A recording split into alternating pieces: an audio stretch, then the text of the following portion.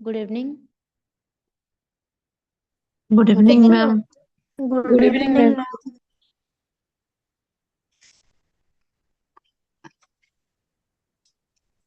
Okay.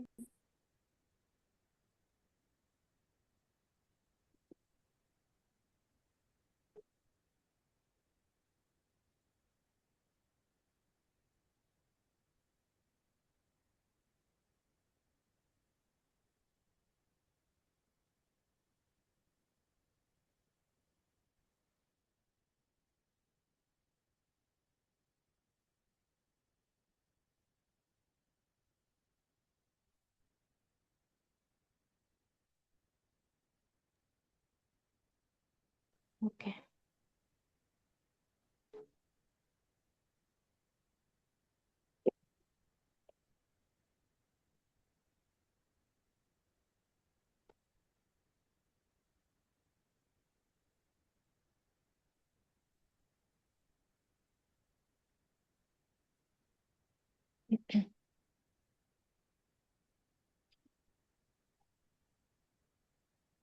ତ କୋଲବଙ୍କର ଆମର theory ପଢିଥିଲେ ଯୋଉଟା କି 6 stages ର ଥିଲା ଆଉ 3ଟା ଲେଭେଲରେ ଡିଭାଇଡ ହେଇଥିଲା ହେଲା। ତ 3ଟା ଲେଭେଲ ଯୋଉଟା ଥିଲା ଗୋଟେ ଗୋଟେ ଲେଭେଲ ଦିଟା ଷ୍ଟେଜକୁ ନେଇକି ହେଇଥିଲା।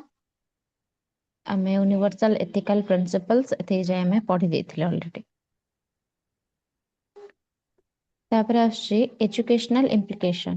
କଣ ତାଙ୍କର ଏଜୁକେଶନାଲ ଇମ୍ପ୍ଲିକେସନ ତାଙ୍କ ଥିଓରି ଦ୍ୱାରା କଣ କଣ ଆମର ଏଜୁକେଶନରେ ଇମ୍ପ୍ଲିକେସନ କରିପାରିବା ସେ ଜିନିଷ ଦେଇଛି।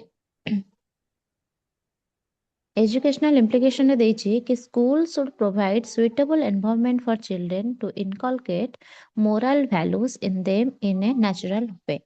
ଏଟା କଣ ନା ଏରିକ୍ସନଙ୍କ ଅନୁସାରେ ଚାଇଲ୍ଡର ମୋରାଲ ଡେଭଲପମେଣ୍ଟ ଆମେ ଫୋର୍ସ କରିକି ହୁଏ ନାହିଁ। ଆମେ ଯଦି ତାକୁ ଫୋର୍ସ କରିବା ସେ ଫୋର୍ସଫୁଲି ସେଟା ହବ ନାହିଁ, ବରଂ କଣ ନା ଏନଭାୟରନମେଣ୍ଟ ମାଧ୍ୟମରେ ହିଁ ନ୍ୟାଚୁରାଲ ଭାବେ ଏହା ଡେଭଲପ କରିଥାଏ। ପିଲାଟି ଦେଖିଥାଏ, ଦେଖିକି ସେ ଶିଖିଥାଏ କଣ ତାକୁ କରିବାର ଅଛି କୋଉଟା ତାକୁ କରିବାର ନାହିଁ। ଯଦି ବି ମୁଁ ଏଇଟା କରୁଛି ତାହେଲେ ସେଟା ହଉଛି କଣ ନା ହଉଛି ଆମ ମୋର ଯିଏ ଇମ୍ପୋର୍ଟାଣ୍ଟ ସମସ୍ତେ ଅଛନ୍ତି ତାଙ୍କ ପାଇଁ ଏଟା କେତେ ଲାଭଦାୟକ ହଉଛି ବା ହଉଛି ତାଙ୍କୁ କିଛି ଆଫେକ୍ଟ କରୁଛି କି ନାହିଁ। ଯଦି ମୁଁ ସୋସାଇଟିରେ ରହୁଛି ସୋସାଇଟିକୁ କିଛି ଆଫେକ୍ଟ କରୁଛି କି ନାହିଁ। ଯଦି ସୋସାଇଟିକୁ ଆଫେକ୍ଟ କରୁଛି କିନ୍ତୁ ସେଟା ମତେ ଯେହେତୁ କରିବା ପାଇଁ ହବ ତାହେଲେ ମୁଁ ସୋସାଇଟି ବିରୁଦ୍ଧରେ ବି ଯିବି ହେଲା।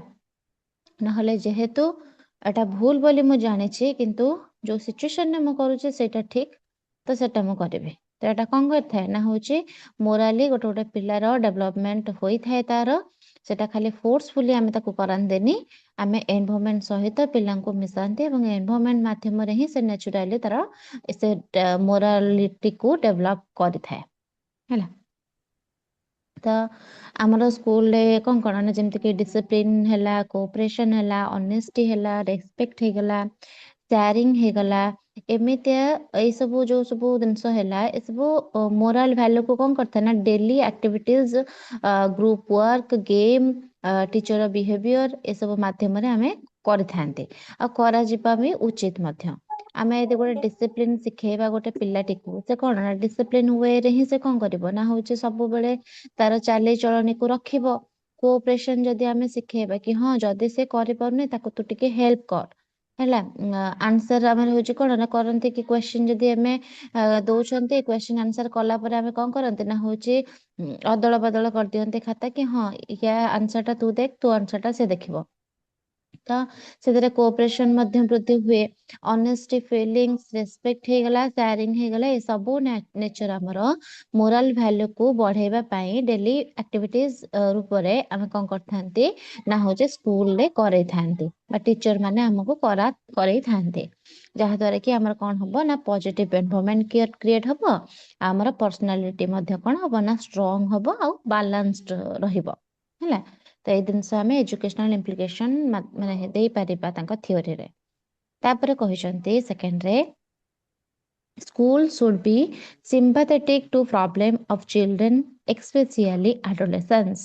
तो कौन ना आडोलेसेंस पीरियड जोटा आमर अच्छी चिल्ड्रेन मानकर कौन ना सेटा होचे गोटे इमोशनल फेज बा कंफ्यूजन आइडेंटिटी क्राइसिस से आसे पियर प्रेशर सब आसे स्ट्रेस टे मध्य से मान सब रुहंती तो आमर एरिक्सन को थ्योरी हिसाब रे ए स्टेज रे कौन ना सिंपैथी आउ अंडरस्टैंडिंग बहुत ही आवश्यक थाए हैला सिंपैथी देखेबा केमिति केमिति कोन बुझिबा आ जननको ए सब एडोलेसेंस पीरियड रे बहुत ही दरकार तो स्कूल आउ टीचर स्कूल आउ टीचर्स माने कोन ना शिशु मानकर प्रॉब्लम को कोन करबे ना सीरियसली नेबे हैला सीरियसली नेबे गाली करबा बा पनिश करबा से सब ठारू अधिक कौन ना गाइड करबा तांको दरकार आमे तांको यदि कहबा हे एटा यदि तू करबो ताले मते ते कोन ना पनिश करबे तो से कोन करबो ना होची जाने के किछि शेयर ही करबोनी कहीं ता टीचर कहला कौन ना हो ताको पनिश करा जियो बोली तो से शेयर ही करबोनी तो सेते पई ताको कोन करबा ना सिंपैथी देखेबा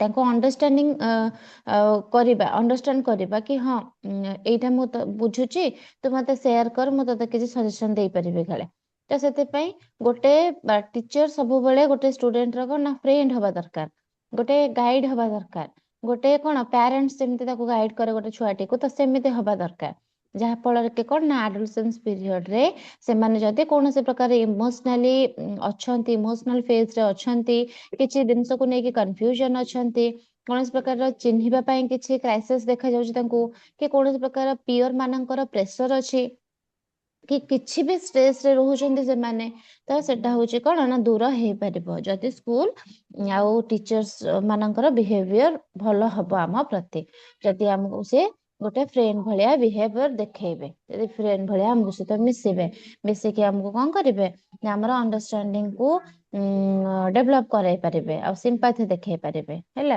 तो एटा मध्ये गोटे एजुकेशनल इम्प्लिकेशन हे पारिबो तांको थ्योरी द्वारा 3 नंबर रे कहिछि कि arrangement should be provide for healthy sex education तो एडोलेसेंस स्टेज रे हमर कोन ना फिजिकल और इमोशनल चेंज आसी हैला एडोलेसेंस स्टेज रे हमर फिजिकली हमर किछटा चेंजेस हुए जोटा इमोशनली मध्ये किछटा चेंजेस आसी थाए जहा संपर्क रे कि हमर कोन ना राइट इन्फॉर्मेशन मिलिबा दरकार हैला जदि हमको राइट इन्फॉर्मेशन मिलिबनी ताले हम कोन करबा ना कंफ्यूज होबा हैला कंफ्यूजन आसी जाई थाए हमर फियर रो डेवलपमेंट हे जाई थाए माने हम डरी थाउ सब बेले तो सेते पे स्कूल रे ही healthy sex education proper arrangement हेबा दरकार ए सब जिनस पिला मानको सिखाइबा आवश्यक जहा फल रे कि आगु को जाइके से कोनोसी प्रकार रे भी खराब इयर शिकार न हेबे तो सेते पई जेमती कि बहुत सारा पिला माने कोन करंती ना होचे साय नेचर थांती जो माने भाबंती कि नाही ए सब दिनस कोन एठी पढ़ा जाउची ए सब कोन तो से सब से माने बुझंतनी किंतु एक्चुअली देखै पई गले गोटे एमिति एनवायरनमेंट क्रिएट करबा दरकार गोटे स्कूल रे जेमती कि हेल्दी सेक्स एजुकेशन प्रोवाइड करबा दरकार सब पिला को जहा फल रे कि कोन ना से होचे किछि भी कंफ्यूजन हेबेनी आगु को आ कोनोसी प्रकार रो फियर भी रखिबेनी मन रे हैला तो एटा मध्ये हमर होचे कोन ना होचे गोटे प्रकार रो एजुकेशन जहा कि हमर ए थ्योरी दोउचे हैला या फल रे हमें करि पारिबा ओके तो हमर एठु ही एरे सरी गला हमर होचे कोन ना थ्योरी रो पूरा स्टेजेस सरथिला काली आज एजुकेशनल इम्प्लिकेशन भी सरी गला तो कोहल वर्ग रो थ्योरी एठु ही समाप्त तापरे भी आसीबो फ्लूइड अच्छा एते जे बुझेला Yes, ma'am. Yes, ma'am. तापर आ गोटे थ्योरी आसला theory of psychosexual development period तो कौन गोटे साइकोसेक्सुअल डेवलपमेंट अच्छी जोटा कि आम हूँ साइको सोशल डेवलपमेंट गोटे कहते आईटा हूँ आम साइकोसेक्सुअल डेवलपमेंट अच्छा मत कहल साइको सोशल डेवलपमेंट किए देथिले Erickson. Erickson. Very good Eric Erikson हमर देथिले साइको सोशल किंतु फ्रीड हमर देछन्ते साइको सेक्सुअल डेवलपमेंट एतरे देछि कोन लिखिछि Sigmund Freud was a Austrian neurologist and founder of psychoanalysis theory, which are clinical method to treat psychopathology or mental illness. हैला ତ କଣ କହୁଛନ୍ତି ନା ସିଗମଣ୍ଡ ଫ୍ରଏଡ୍ ଯେ ଥିଲେ ଜଣେ ଅଷ୍ଟ୍ରେଲିଆନ ନା କଣ ନା ନ୍ୟୁରୋଲୋଜିଷ୍ଟ ଥିଲେ। ସେମାନେ ସବୁ ସାଇକୋଲୋଜିଷ୍ଟ ବିଷୟରେ ଆମେ ତାଙ୍କୁ ପଢୁଛନ୍ତି କି ସେ ସାଇକୋଲୋଜିଷ୍ଟ ଥିଲେ ବୋଲି। ଇଏ ଗୋଟେ ଥିଲେ କଣ ନା ନ୍ୟୁରୋଲୋଜିଷ୍ଟ ଥିଲେ ହେଲା। ନ୍ୟୁରୋ ବିଷୟରେ ବେଶୀ ତାଙ୍କର ଅଭିଜ୍ଞତା ଥିଲା। ଆଉ ଅଷ୍ଟ୍ରେଲିଆନ ଗୋଟେ ସାଇକୋଲୋଜିଷ୍ଟ ଥିଲେ ଯିଏକି ଅଷ୍ଟ୍ରେଲିଆରେ ତାଙ୍କର ଜନ୍ମ ହେଲା, ସେଠି ହିଁ ସେ ଥିଲେ। ତ ସାଇକୋ ଆନାଲିସିସ୍ ଥିଓରିର ଫାଉଣ୍ଡର ବୋଲି ବି ୟାକୁ କୁହାଯାଏ। କାହାକୁ? ସିଗମଣ୍ଡ ଫ୍ରଏଡ୍କୁ ସାଇକୋ ଆନାଲିସିସ୍ର ଫାଉଣ୍ଡର ବୋଲି କୁହାଯାଏ, ଯାହା ଗୋଟିଏ କଣ ନା କ୍ଲିନିକାଲ ମେଥଡ ଭାବରେ ସାଇକୋପାଥୋଲୋଜି କିମ୍ବା ମେଣ୍ଟାଲ ଇଲନେସ୍ ଚିକିତ୍ସା ପାଇଁ ବ୍ୟବହୃତ ହୋଇଥାଏ। କୌଣସି ପ୍ରକାର ମେଣ୍ଟାଲ ଇଲନେସ୍ ହେଇଗଲା, ମାନେ ମନର କିଛି ଗୋଟେ ଯଦି ଖରାପ ଅଛି ତ ସେଇ ସବୁକୁ ନେଇକି ଆମେ କଣ କରନ୍ତି ସାଇକୋପାଥୋଲୋଜି କଣ କରିଥାନ୍ତି ନା ହଉଛି ଦେଖିଥାନ୍ତି ବା ତା ସମ୍ବନ୍ଧରେ କିଛି ଜାଣିଥାନ୍ତି। ଏଇଟା ହଉଛି ଗୋଟେ କ୍ଲିନିକାଲ ମେଥଡ ଯାହା ଦ୍ୱାରା କି କଣ ଯୋଉମାନଙ୍କର ମେଣ୍ଟାଲ ଇଲନେସ୍ ହେଇଥାଏ ସେମାନେ ସବୁ ଚିକିତ୍ସା ହେଇପାରିଥାନ୍ତି ବା ତା ପାଇଁ ବ୍ୟବହାର ହୋଇଥାଏ। ତ ଫ୍ରୁଏଡ୍ ମନେ କରୁଥିଲେ ଯେ ମାନବ ମନର ହେଲା, ଯୋଉ ମନୁଷ୍ୟ ମାନଙ୍କର ମନର କନସିୟସ୍ ପାର୍ଟ ଭିତରେ ଥିବା ଡିଜାୟାର ସବୁ ଯେ ସବୁ ସରି ଅନକନସିୟସ୍ ପାର୍ଟ ଭିତରେ ଥିବା ଯୋଉ ସବୁ ଡିଜାୟାର ହେଲା, ଯାହା ସବୁ କି ଇଚ୍ଛା, ତାଙ୍କର ହଉଛି କନଫ୍ଲିକ୍ଟସ୍ ହେଲା, କନଫ୍ଲିକ୍ଟସ୍ ଆଉ କଣ ନା ଚାଇଲ୍ଡହୁଡ୍ ଏକ୍ସପିରିଏନ୍ସ ସବୁ ମାନସିକ ସମସ୍ୟାର ମୂଳ କାରଣ। ଯୋଉ ମାନସିକ ସମସ୍ୟା ଦେଖାଯାଉଛି, ମେଣ୍ଟାଲ ଇଲନେସ୍ ଯୋଉ ସବୁ ଦେଖା ଦଉଛି, ସେଟାର କାରଣ ସବୁ କିଏ ସେ ନା ଅନକନସିୟସ୍ ପାର୍ଟ ଭିତରେ ଥିବା ଆମର ଡିଜାୟାର୍ସ, କନଫ୍ଲିକ୍ଟସ୍ ଆଉ ଚାଇଲ୍ଡହୁଡର ଏକ୍ସପିରିଏନ୍ସେସ୍, ଏସବୁ ହଉଛି ଆମର ମାନସିକ ସମସ୍ୟାର ମୂଳ କାରଣ। କିଏ କହୁଛନ୍ତି ନା ସିଗମଣ୍ଡ ଫ୍ରୁଏଡ୍ କହୁଛନ୍ତି ହେଲା। ଆଚ୍ଛା, ତାପରେ ସେ କଣ କହିଛନ୍ତି ନା this theory is basis on the personality form by psychologist according to their own line of thought.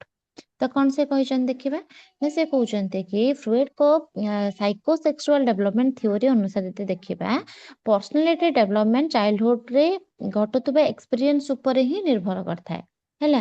ଯାହା ସବୁ ପର୍ସନାଲିଟିର ଡେଭଲପମେଣ୍ଟ ହେଇଥାଏ ସେ ସବୁ ଯାକ ଚାଇଲ୍ଡହୁଡରେ ଯାହା ଯାହା ସବୁ ଘଟେ ତାଙ୍କର ଏକ୍ସପିରିଏନ୍ସ ଉପରେ ହିଁ ଏହା କଣ ନା ଡିପେଣ୍ଡ। ତ ଏଇ ଥିଓରି କଣ ନା ଫ୍ରୁଏଡ୍ଙ୍କର ନିଜ ଲାଇନ୍ ଅଫ୍ ଥଟ୍, ନିଜେ ଗୋଟେ କ୍ଲିନିକାଲ ଅବଜରଭେସନ ଉପରେ ହିଁ ଆଧାରିତ। ସେ ନିଜେ କ୍ଲିନିକାଲ ଅବଜରଭେସନ କରିକି ଏଇ ଥିଓରିକୁ ଡେଭଲପ କରିଛନ୍ତି ହେଲା।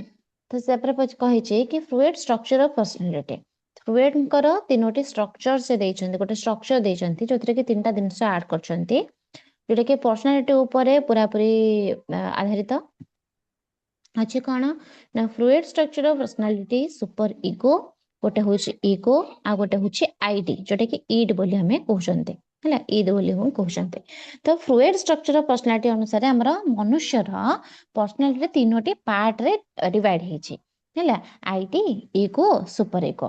ଇଗୋ ହଉଛି କଣ ନା ଇଗୋ ହଉଛି ପର୍ସନାଲିଟିର ରେସନାଲ ବା ହଉଛି ଗୋଟେ କଣ ପ୍ରାକ୍ଟିକାଲ ପାର୍ଟଟା ହେଲା। ଇଗୋଟା ହଉଛି ଆମର କଣ ନା ପ୍ରାକ୍ଟିକାଲ ପାର୍ଟ। ସୁପର ଇଗୋ କଣ ଆମର ନା ସୁପର ଇଗୋ ଯଦି ଆମେ କହିବା ସେଟା ହଉଛି କଣ ମୋରାଲ ପାର୍ଟ ହେଲା, ପର୍ସନାଲିଟିର ଗୋଟେ ମୋରାଲ ପାର୍ଟରେ ଯିବ ସୁପର ଇଗୋ। ଆଉ ଆଇଟି କଣ ନା ଆଇଟି ହଉଛି ଆମର ପର୍ସନାଲିଟିର ସବୁଠାରୁ କଣ ନା ପ୍ରାଇମେରୀ ପାର୍ଟ ବା ବେସିକ ପାର୍ଟ ବୋଲି ଆମେ କହିପାରିବା ହେଲା। ତ ଗୋଟେ ଗୋଟେ କରିକି ଦେଖିବା। ସେ ଦେଖିଛି ଆଇଟି ଯୋଉଟା ଦେଇଛି ହେଲା, ଦେଖିବା ଏଥିରେ ବେଶୀ କିଛି ଦେଇଛି ନା ଦେଇନି। ହଁ ଆଗକୁ ଦେଇଛି ହେଲା, ଆଗକୁ ଦେଇଛି। ତାପରେ ହଁ ଏଟା ଖାଲି ଏତିକି ଜାଣିଥାଉ, ଆଇଡି ହଉଛି ଆମର କଣ ଗୋଟେ ବେସିକ ପାର୍ଟ ବା ପ୍ରାଇମେରୀ ପାର୍ଟ ବୋଲି ଆମେ ବୁଝୁଛନ୍ତି। ଇଗୋ ହଉଛି ଆମର କଣ ନା ଯୋଉଟା କି ପ୍ରାକ୍ଟିକାଲ ପାର୍ଟଟା, ଯୋଉଥିରେ କି ଆମେ କଣ ନା ନଲେଜ ଥାଏ ବା ଆମେ କିଛି ଜିନିଷ ବୁଝିଥାଉ। ଆଉ ଆଇଡିରେ କଣ କରିଥାଉ ନା କିଛି ବି ବୁଝୁନା, କିଛି ବି ଆମେ ବୁଝୁନା ସେଥିରେ, ଆମକୁ ଏଇଟା ଦରକାର ମାନେ ଦରକାର। କିନ୍ତୁ ଇଗୋ ଯେତେବେଳେ ଆସୁଛି ସେତେବେଳେ କଣ ନା କିଛି ଜିନିଷ ବୁଝୁଛୁ, ଆମେ ନଲେଜ ସେଥିରେ ଆସୁଛି। ଯେତେବେଳେ ସୁପର ଇଗୋ ଆସୁଛି ସେଥିରେ ସବୁ ରୁଲ ଆଣ୍ଡ ରେଗୁଲେସନ ଆଡକୁ ସବୁ ଯାଉଛି, ମୋରାଲ ପାର୍ଟ ଯୋଉଟା କି ମନ ଭିତରୁ ଆମେ ମୋରାଲି ଭାବିଥାଉ, ନୈତିକତା ଭାବରେ ଭାବିଥାଉ ହେଲା। ଏବେ ଦେଖିବା ଲେଖିଛି କି ସିଗମଣ୍ଡ ଫ୍ରୁଏଡ୍ ଡିଭିଜନ ଅଫ ମାଇଣ୍ଡକୁ ଡିଭିଜନ କରିଛନ୍ତି। କଣ ଅଛି ନା ଲେଖିଛି ଯଦି ଆମେ ଦେଖିବା ତ ସିଗମଣ୍ଡ ଫ୍ରୁଏଡ୍ ହଉଛି କଣ ଆମ ମାଇଣ୍ଡକୁ କଣ ନା ହଉଛି ଗୋଟେ 3ଟା ଲେବଲ ଇଏରେ ଡିଭାଇଡ କରିଛନ୍ତି। ଗୋଟେ ହଉଛି ଆମର କଣ ନା ହଉଛି କନସିୟସ୍ ମାଇଣ୍ଡ ହେଲା, ଆଉ ଗୋଟେ କହିଛନ୍ତି ସବକନସିୟସ୍ ମାଇଣ୍ଡ, ଆଉ ଗୋଟେ ହେଲା ଅନକନସିୟସ୍ ମାଇଣ୍ଡ ହେଲା। ସେଇଟା ହିଁ ଲେଖା ହେଇଛି କି psychoanalysis means mind and body are interrelated and act for each other. Mind functions at 3 levels। ତ तो आमर कौन ना हूँ टोपोग्राफिक आस्पेक्ट हिसाब रे आम देखा ताले आमर साइको एनालिसिस कहूँ कौन ना हूँ माइंड और बॉडी परस्पर सहित कौन ना इंटर रिलेटेड सब एकाठी ही से काम करते जदि माइंड किसी माने माइंड किसी गोटे बतौछि करबा पई तो बॉडी संग संग कौन कर एक्शन नौचे है तो से माइंड और बॉडी एका समय रे ही काम करथांती से दी जन जाक इंटर रिलेटेड बोली कह जाउछे तो मनुष्य मन केवल गोटे लेवल रे काम करे ताहा नुहे केबे भी गोटे लेवल रे ताहा काम करे नाही बरं सेटा कोन ना तीनोटी लेवल देके गति करथाय बा तीनोटी लेवल रे से फंक्शन करथाय बा कार्य करथाय तो कौन फर्स्ट लेवल रे से कहते कन्सियस है कन्सियस कन्सियस कौन लिखला कि कन्सियस होची hour of mental process conscious level रे आमे कौन करथांती ना निज मेंटल प्रोसेस विषय रे ही अवेयर थांती है अवेयर थांती मेंटल प्रोसेस विषय रे जेपरि आमे कौन ना एबे कौन भाबुछु कौन देखुछु कौन अनुभव करूछु है ए सब कौन थाए ना कन्सियस माइंड रो गोटे गोटे अंश एठी आमे कौन ना अवेयरनेस टा प्रेजेंट अच्छे आमे कौन करूछु कौन नाही सब दिन सब बुझी पारुछु जानी पारुछु तो से से कहूँ कि अवेयर ऑफ मेंटल प्रोसेस कौन एबे चालुची मेंटल टा बा मो माइंड टा कौन एबे प्रोसेसिंग करूची कौन भाबुची एबे कौन करूची एबे है कौन गोटे अनुभव करुची कौन गोटे देखुची तो ए सब होची कन्सियस रो पार्ट अवेयर थाए सी कौन करुची कौन नाही एथरे अवेयर थाए है सबकॉन्शियस कौन कहूची ना सबकॉन्शियस रे कहला कि certain time mental process is not conscious after that we are aware of them if we try to recall them तो कौन से कहला ना सबकॉन्शियस माइंड जोटा ताको हमें प्री कॉन्शियस बोली भी कहितांती हैला एटा मन रखिबो तो सबकॉन्शियस जहा प्री कॉन्शियस सेया कॉन्शियस रो माने पूर्व कथा कहउछ एटा लेवल रे ए जो प्री कॉन्शियस लेवल रे म्यूट करो के म्यूट करना हो है तो सबकॉन्शियस जहाँ प्री कॉन्शियस सेया प्री कॉन्शियस लेवल रे से सब मेंटल प्रोसेस सब थाए जहाँ सब बेले कॉन्शियस रे न थाए किंतु चाहिए हमें मन पकई पारिबा है कौन से कहूची ना होची हमर जो मेंटल प्रोसेस सब जो अच्छी हमर कॉन्शियस रे कौन कहला मेंटल प्रोसेस जहाँ सब अच्छी से हमें अवेयर थाउ कौन सब मेंटल माने मुंडरे कौन चलीची कौन करूछु कौन नाही कौन भाबुछु कौन देखुछु ए सब जिनस रे हम जते अवेयर अछंती ताले सेटा होची कॉन्शियस जति हमर सबकॉन्शियस को आसुची एथरे कोन ना मेंटल प्रोसेस कोन ना होची सब बेले कॉन्शियस रे सब नथिबो हैला कॉन्शियस रे सिना नथाए किंतु जति हमें चाहिबा कि हां हम टिके रिकॉल करबा देखिबा तो रिकॉल करबा जति हम सेटा को मने पकई पारिबा जेमिति कि बहुत सारा दिन सब मूवमेंट सब थाए केते केते मूवमेंट थाए आमे कोन ना होची हटात जल पचार देबा अरे तो तोर मन अछि ना तो छोट बळे एटा करथुलो से कहबो कि मु करथुली भाबिबो सेटु भाबी भाबी पुणी मन पकेइबो अरे हाँ हाँ हाँ मु मन पड़िला मु एटा करूथली बोली हैला तो से कहबो तू जाईके तांको बाड़ीरू आंब तोड़िकी आनथुलो आनिके समस्त के एमती दउथुलो हैला के होचे जदी तो ठारू माने तू सेमती दबु तो तो ठारू जदी आमे छडेके नउथुलो तो मारथुलो तो एमती टाइप रे ताको आमे मन पकोचंती तो सी कहबे कि अरे ना तो मु तो एमती करिनी तापर से भाबिबो कि हाँ मु एटा करिथिली कि जति भाबुची रिकॉल करिया पई चाहूची ताल तार मन पड़े जिवो तो ए सब दिन सब बेले से जिनसटा अवेयर न थाए बेले बेले हमको कौन रिकॉल करिया पई पड़े जदि हमें रिकॉल करूछंती सेटा हमर सबकॉन्शियस माइंड रे अछि जोटा कि हमें रिकॉल करले सेटा पुणी मने पड़ी पारिबो हैला ट्राई करले ताहा रिकॉल हेई पारिबो जेपरि हमें काली कोन खाइथिलु संग संग हम कहि देबो कि काली कोन खाइथिलु कहलु त भाबिबो कि हां काली कोन हेतिला एम दिन सब हेतिला हैला तुमको स्कूल ना पचरा होची तुम जान ना तुम स्कूल ना कोन किंतु तथापि कोन गोटे छोट पिला पचारे से कौन भावे हाँ मो स्कूल नाटा कौन तो एटा है ताको हमें भाव कहते अरे कहलु A4 टा कौन से भावेब कौन A4 कही मामा एमती मन पकेब मन पकेब ताको खाली टिके हिंट से देबा आ से कहदेबा एप्पल है तो कौन से गोटे सबकॉन्शियस माइंड थाए जोटा कि रिकॉल कले मन पड़ जाए तो फ्रेंड्स ना कौन तो स्कूल ना कौन है तो सबू जाक सबकॉन्शियस माइंड थाए जोटा कि प्रीकॉन्शियस माइंड थाए आमे यदि रिकॉल करूछु ट्राई करूछु रिकॉल करबा पई देन सेटा मने पड़ जाए हैला तापर देला अनकॉन्शियस माइंड रे कोन देला ना not aware of mental process this theory gives great stress on the unconscious level of our mind तो या कथा कोन या माने कोन ସେ କହୁଛି କି ଅନକନସିୟସ୍ ଲେବୁଲ ହେଉଛି ମାଇଣ୍ଡର ସବୁଠାରୁ କଣ ନା ହେଉଛି ଡିପ୍ ବା ଗଭୀର ବା ପାୱାରଫୁଲ ଲେବୁଲ ବୋଲି ଆମେ କୁହନ୍ତି।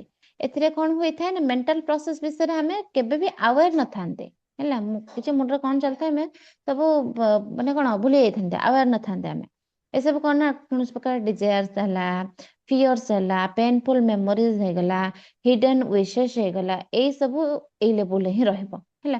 କୌଣସି ପ୍ରକାର ଇଚ୍ଛା ତ କଣ ତମେ କଣ ସାଙ୍ଗେ ସାଙ୍ଗେ ତମର କଣ ଗୋଟେ ଇଚ୍ଛା ମାନେ କଣ ଏବେ ସାଙ୍ଗେ ସାଙ୍ଗେ ହେଲା ତମ ମନରେ ଚାଲିଛି ନା ହଉଛି ଗୋଟେ ଆଗକୁ କଣ ଗୋଟେ ଥିଲା ତାକୁ ତମେ ମନେ ପକଉଛ ନା କଣ? ଇଚ୍ଛା କେତେବେଳେ ବି ଆସିପାରେ ହେଲା। କଣ କେତେବେଳେ ବି ଆସିପାରେ। ମ୍ୟାମ୍ ତ ସେଟା ଭଏସ୍ କଟି ଯାଉଛି। ଭଏସ୍ କଟୁଛି, ଏବେ ନେଟୱାର୍କ ଆସୁଛି? କ୍ଲିୟର ଅଛି। ହଁ ମ୍ୟାମ୍ କ୍ଲିୟର ଅଛି। ଭଏସ୍ ହଁ କ୍ଲିୟର ଅଛି ମ୍ୟାମ୍। ବେଳେ ବେଳେ କଟି ଯାଉଛି, ବେଳେ ବେଳେ ଆସୁଛି। ଆଚ୍ଛା ହଉ, ଯାହାର କଟୁଛି ଟିକେ ଗୋଟେ କାମ କର, ମାନେ କଣ କହିଲ ଲେଫ୍ଟ ନେଇଯାଅ, ଲିଭ୍ ହେଇକି ପୁଣି ଆଉଥରେ ଜଏନ୍ କରିଦିଅ ହେଲା। ଆଜ୍ଞା ମ୍ୟାମ୍। ହୁଁ। ତ ସେ କଥା ଅନକନସିୟସ୍ କହିବାର ମାନେ ହଉଛି ତାର କଣ ନା ଆମର ଯେତେକ ସବୁ ଡିଜାୟାର୍ସ ରହିଲା, ଫିୟର ରହିଲା, ପେନଫୁଲ ମେମୋରିଜ ସବୁ ରହିଲା, ହିଡେନ୍ ୱିଶେସ୍ ସବୁ ରହିଲା, ଏ ସବୁ ଯାକ ଅନକନସିୟସ୍ ମାଇଣ୍ଡରେ ହିଁ ଯାଏ। ଫ୍ରୁଏଣ୍ଟଙ୍କ ଥିଓରି ହିସାବରେ ଆମର କଣ ନା ଅନକନସିୟସ୍ ମାଇଣ୍ଡ ଉପରେ ବହୁତ ହି ଷ୍ଟ୍ରେସ୍ ଦିଏ ହେଲା। ମାଇଣ୍ଡ ଉପରେ ସବୁବେଳେ ଷ୍ଟ୍ରେସ୍ ହିଁ ସେ ଦିଏ। ଯଦି କୌଣସି ପ୍ରକାର ଇଚ୍ଛା ଅଛି, ଇଚ୍ଛା ପୂରଣ ହେଇପାରୁନାହିଁ, ସେ ଷ୍ଟ୍ରେସ୍ ଦେଲା ମାଇଣ୍ଡକୁ।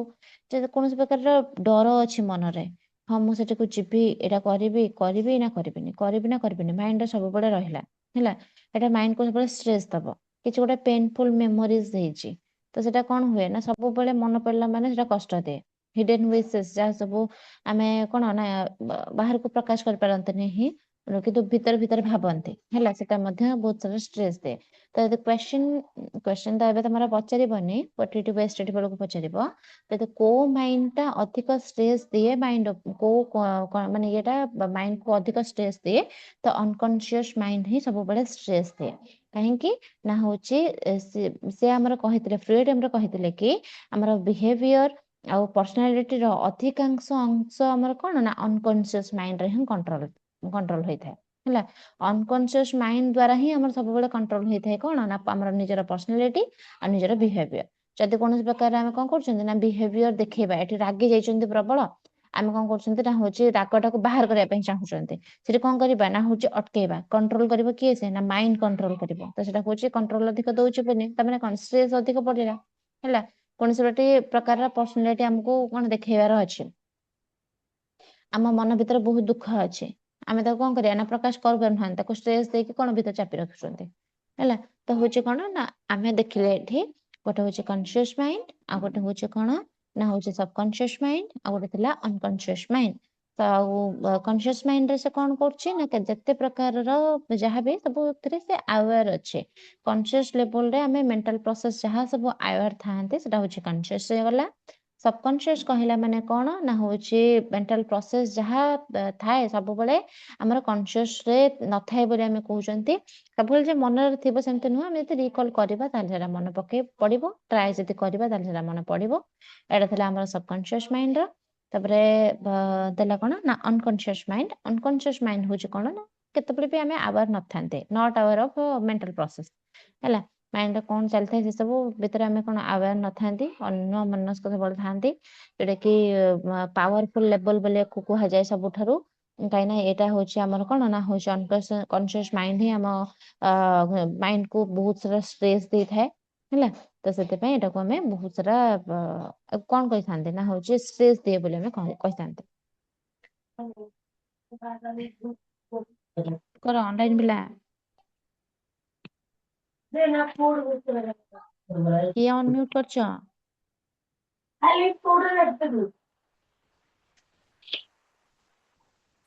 ରେ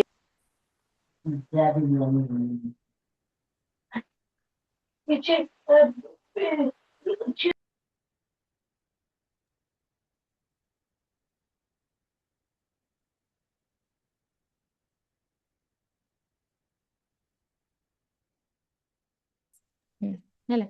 ତାପରେ ଆସିଲା ଆମର କଣ ନା ଡାଇନାମିକ ଆସ୍ପେକ୍ଟ। ଡାଇନାମିକ ଆସ୍ପେକ୍ଟରେ କଣ ଦେଇଛି ଦେଖିବା।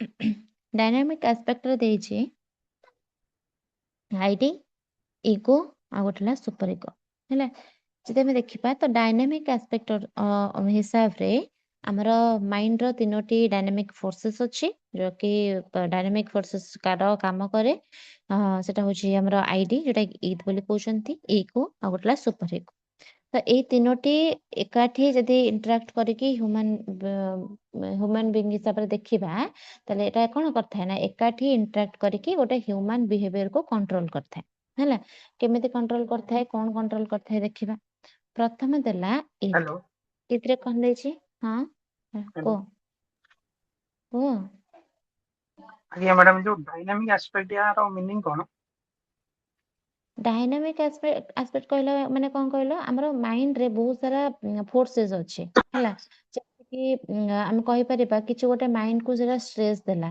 कि ना स्ट्रेस नहीं माने किछ गोटे हमर होची कोन कला ना होची किछ गोटे हमें फील करले कि कोनस प्रकार सैटिस्फैक्शन हमको मिलिला हम कोनस प्रकार नीड अछि हैला तो सेई सब नीड को आमे जतबेले कहा द्वारा किछ गोटे कंट्रोल करूछंती कि कंट्रोल करि पारु नाहांती ता द्वारा से सब आस्पेक्ट को ही आमे डायनामिक बोली कहंते हैला डायनामिक माने कोन मते को चेंजेबल के कहि परिबो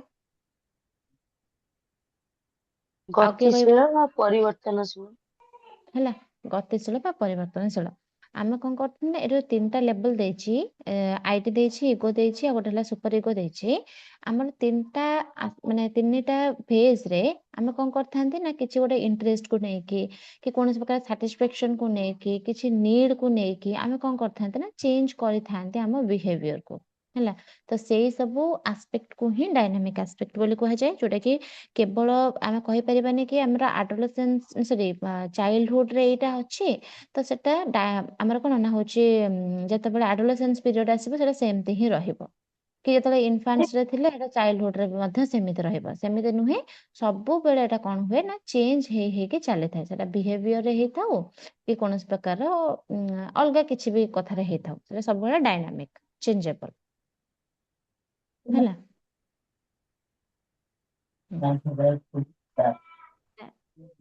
म्यूट करो सब कौन रे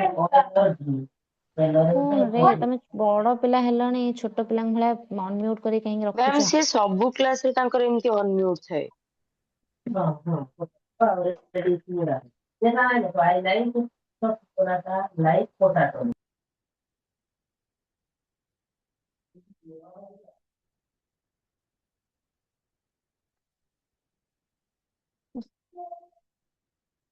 ହେଲା डायनामिक एस्पेक्ट रे देखिबा लिखिछि कि डायनामिक एस्पेक्ट रे फर्स्ट देछि आईडी जेटा कि देछि लिखिछि कि it is the unconscious mind with man's instinct and innate desire ହେଲା कौन कौन ना लिखिला एथरे कि it needs immediate satisfaction it is found from birth तो कौन एथरे देला ना आईडी जोटा देछि आईडी होछि हमर कोन ना अनकॉन्शियस माइंड रो गोटे पार्ट ହେଲା गोटे पार्ट जोठी कि मानवर मनुष्यर मन भितर जहाँ सब डिजायर सब थाए जेमती कि गोटे पिलाटी को भोक लगे है जेमती कि हंगर हो गला है कौन प्रकार आग्रेशन हो गला है कौन प्रकार गोटे बेसिक फीलिंग्स एटा सबू होची आईडी रो अंश आ आईडी सब बड़े कौन होता है ना इमीडिएट सैटिस्फैक्शन सब चाहे मु सांगे सांगे केमती सैटिस्फाई हेबे अर्थात कौन आम जहाँ सब इच्छा अच्छी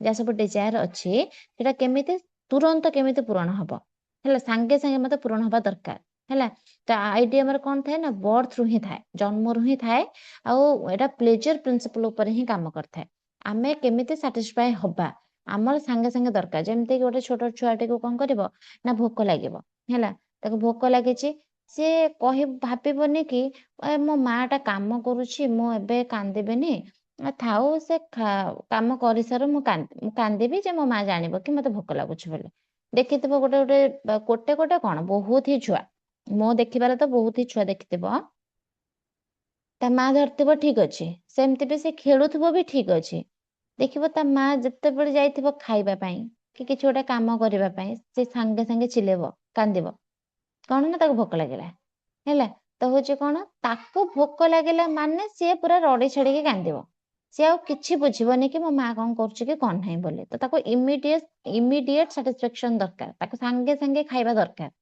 ତ ସେଟା ହଉଛି କଣ ନା ଆଇଡି ହଉଛି ଆମର ଅନକନସିୟସ ମାଇଣ୍ଡ ରେ ଥାଏ, ଯୋଉଥିରେ କି ଆମେ ଆୱାର ନଥାନ୍ତି କି ହଁ ମତେ କାନ୍ଦିବାର ଏବେ ଅଛି ବୋଲି।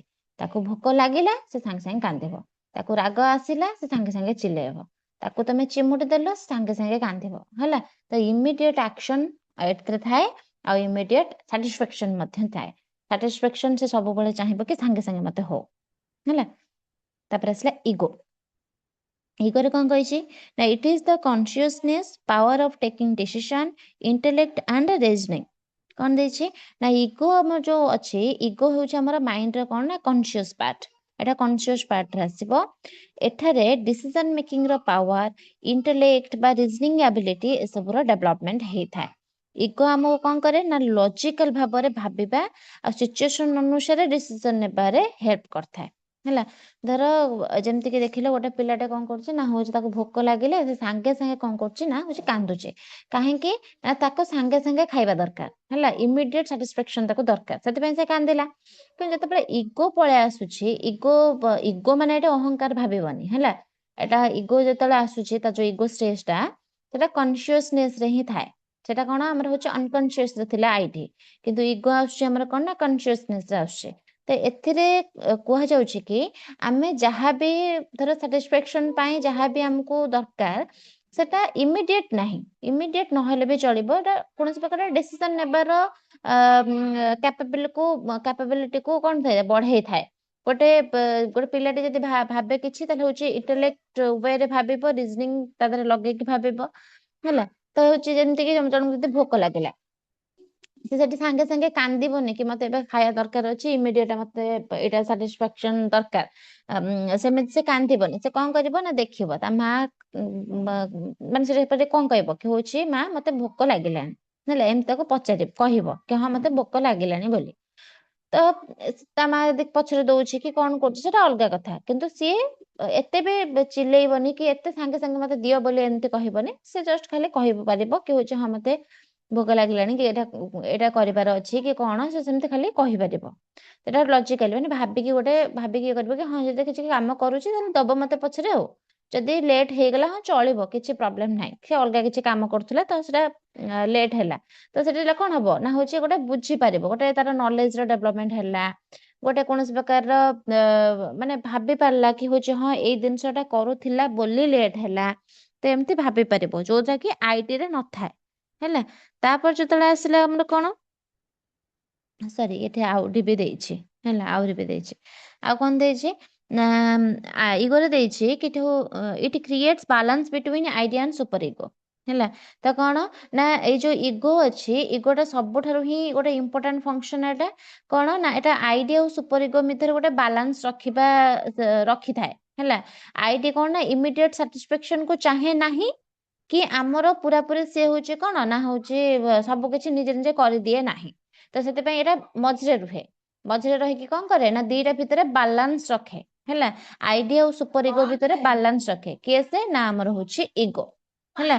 ତାପରେ ଦେଇଛି ହଁ ଇଗୋ ତ ଆମର କଣ ନା ସୁପର ଇଗୋ ମୋରାଲ ରୁଲ କଣ କରିଥାଏ ନା ହଉଛି ଇମ୍ପୋଜ କରିଥାଏ। ଇଗୋ ରିଏଲିଟି ଅନୁସାରେ ଡିସାଇଡ କରେ କେବେ କିପରି କାହାର ଡିଜାୟାର ପୂରଣ କରାଯିବ, କଣ କରିବ ସେଟା କେମିତି ହବ, କିପରି ମାନେ କିପରି କାମ କଲେ ଏଇଟା ହେଇପାରିବ, ଏଇ ସବୁ ଜିନିଷ ଉପରେ ବେଶୀ ସେ ଫୋକସ କରେ। ନୁହେଁ କି ମତେ ଏବେ ଦରକାର ସେ ଯେମିତି ବି କର ଆଣିକି ଦିଅ, ସେଟା ନୁହଁ। କି ନିଜେ ନିଜେ ଯାଇକି ଭାବିକି ହଁ ଏଇଟା ମତେ କରିବାର ଅଛି ଏଇଟା କରିଦେବି, ସେଟା ବି ନୁହଁ। ଏଇଟା କିପରି ହବ ଏଟା ଆମେ କଣ କରିଥାନ୍ତି ନା ଡିସାଇଡ କରନ୍ତି। ଆଉ ଏଟା ହଉଛି କଣ ନା ରିଏଲିଟି ଉପରେ ଫୋକସ କରୁଛି। ମାନେ କେମିତି ଯଦି ମୁଁ କିଛି ଏଇଟା କରୁଛି ତାହେଲେ ହଉଛି କଣ କରିବି ନା ହଉଛି ଭାବିବି କି ହଁ ଏଇଟା ମତେ ଏମିତି କରିବାର ଅଛି କି ସେଟା ମତେ ଏମିତି କରିବାର ଅଛି। କୌଣସି ପ୍ରକାରର ରୁଲ ହିସାବରେ ନ ଯାଇକି ସୁପର ଇଗୋ କଣ କରିଥାଏ ନା ହଉଛି ଆମର ଗୋଟେ ରୁଲ ହିସାବରେ ଯାଏ ନା। ତ ଏଇଟା ଆମର ରୁଲ ହିସାବରେ କିଛି ନ ଯାଇକି ଆମର କଣ ହବ ନା ଜେନେରାଲି ଆମେ କେମିତି ଭାବୁଛନ୍ତି ଏଇଟା କଣ କରିପାରିବା। ତ ସେଥିପାଇଁ it creates balance between idea and superego. ତାପରେ ଲେଖିଲା କି ହଉଛି ego is divided in early childhood ହେଲା। ଆର୍ଲି ଚାଇଲ୍ଡହୁଡ କଣ ନା ଫ୍ରୁଏଡଙ୍କ ହିସାବରେ ଇଗୋ ଆମର ଆର୍ଲି ଚାଇଲ୍ଡହୁଡ ରେ ଡେଭଲପ ହେଇଥାଏ। ଯେତେବେଳେ ଆର୍ଲି ଚାଇଲ୍ଡହୁଡ କେତେରୁ କେତେ ବର୍ଷ?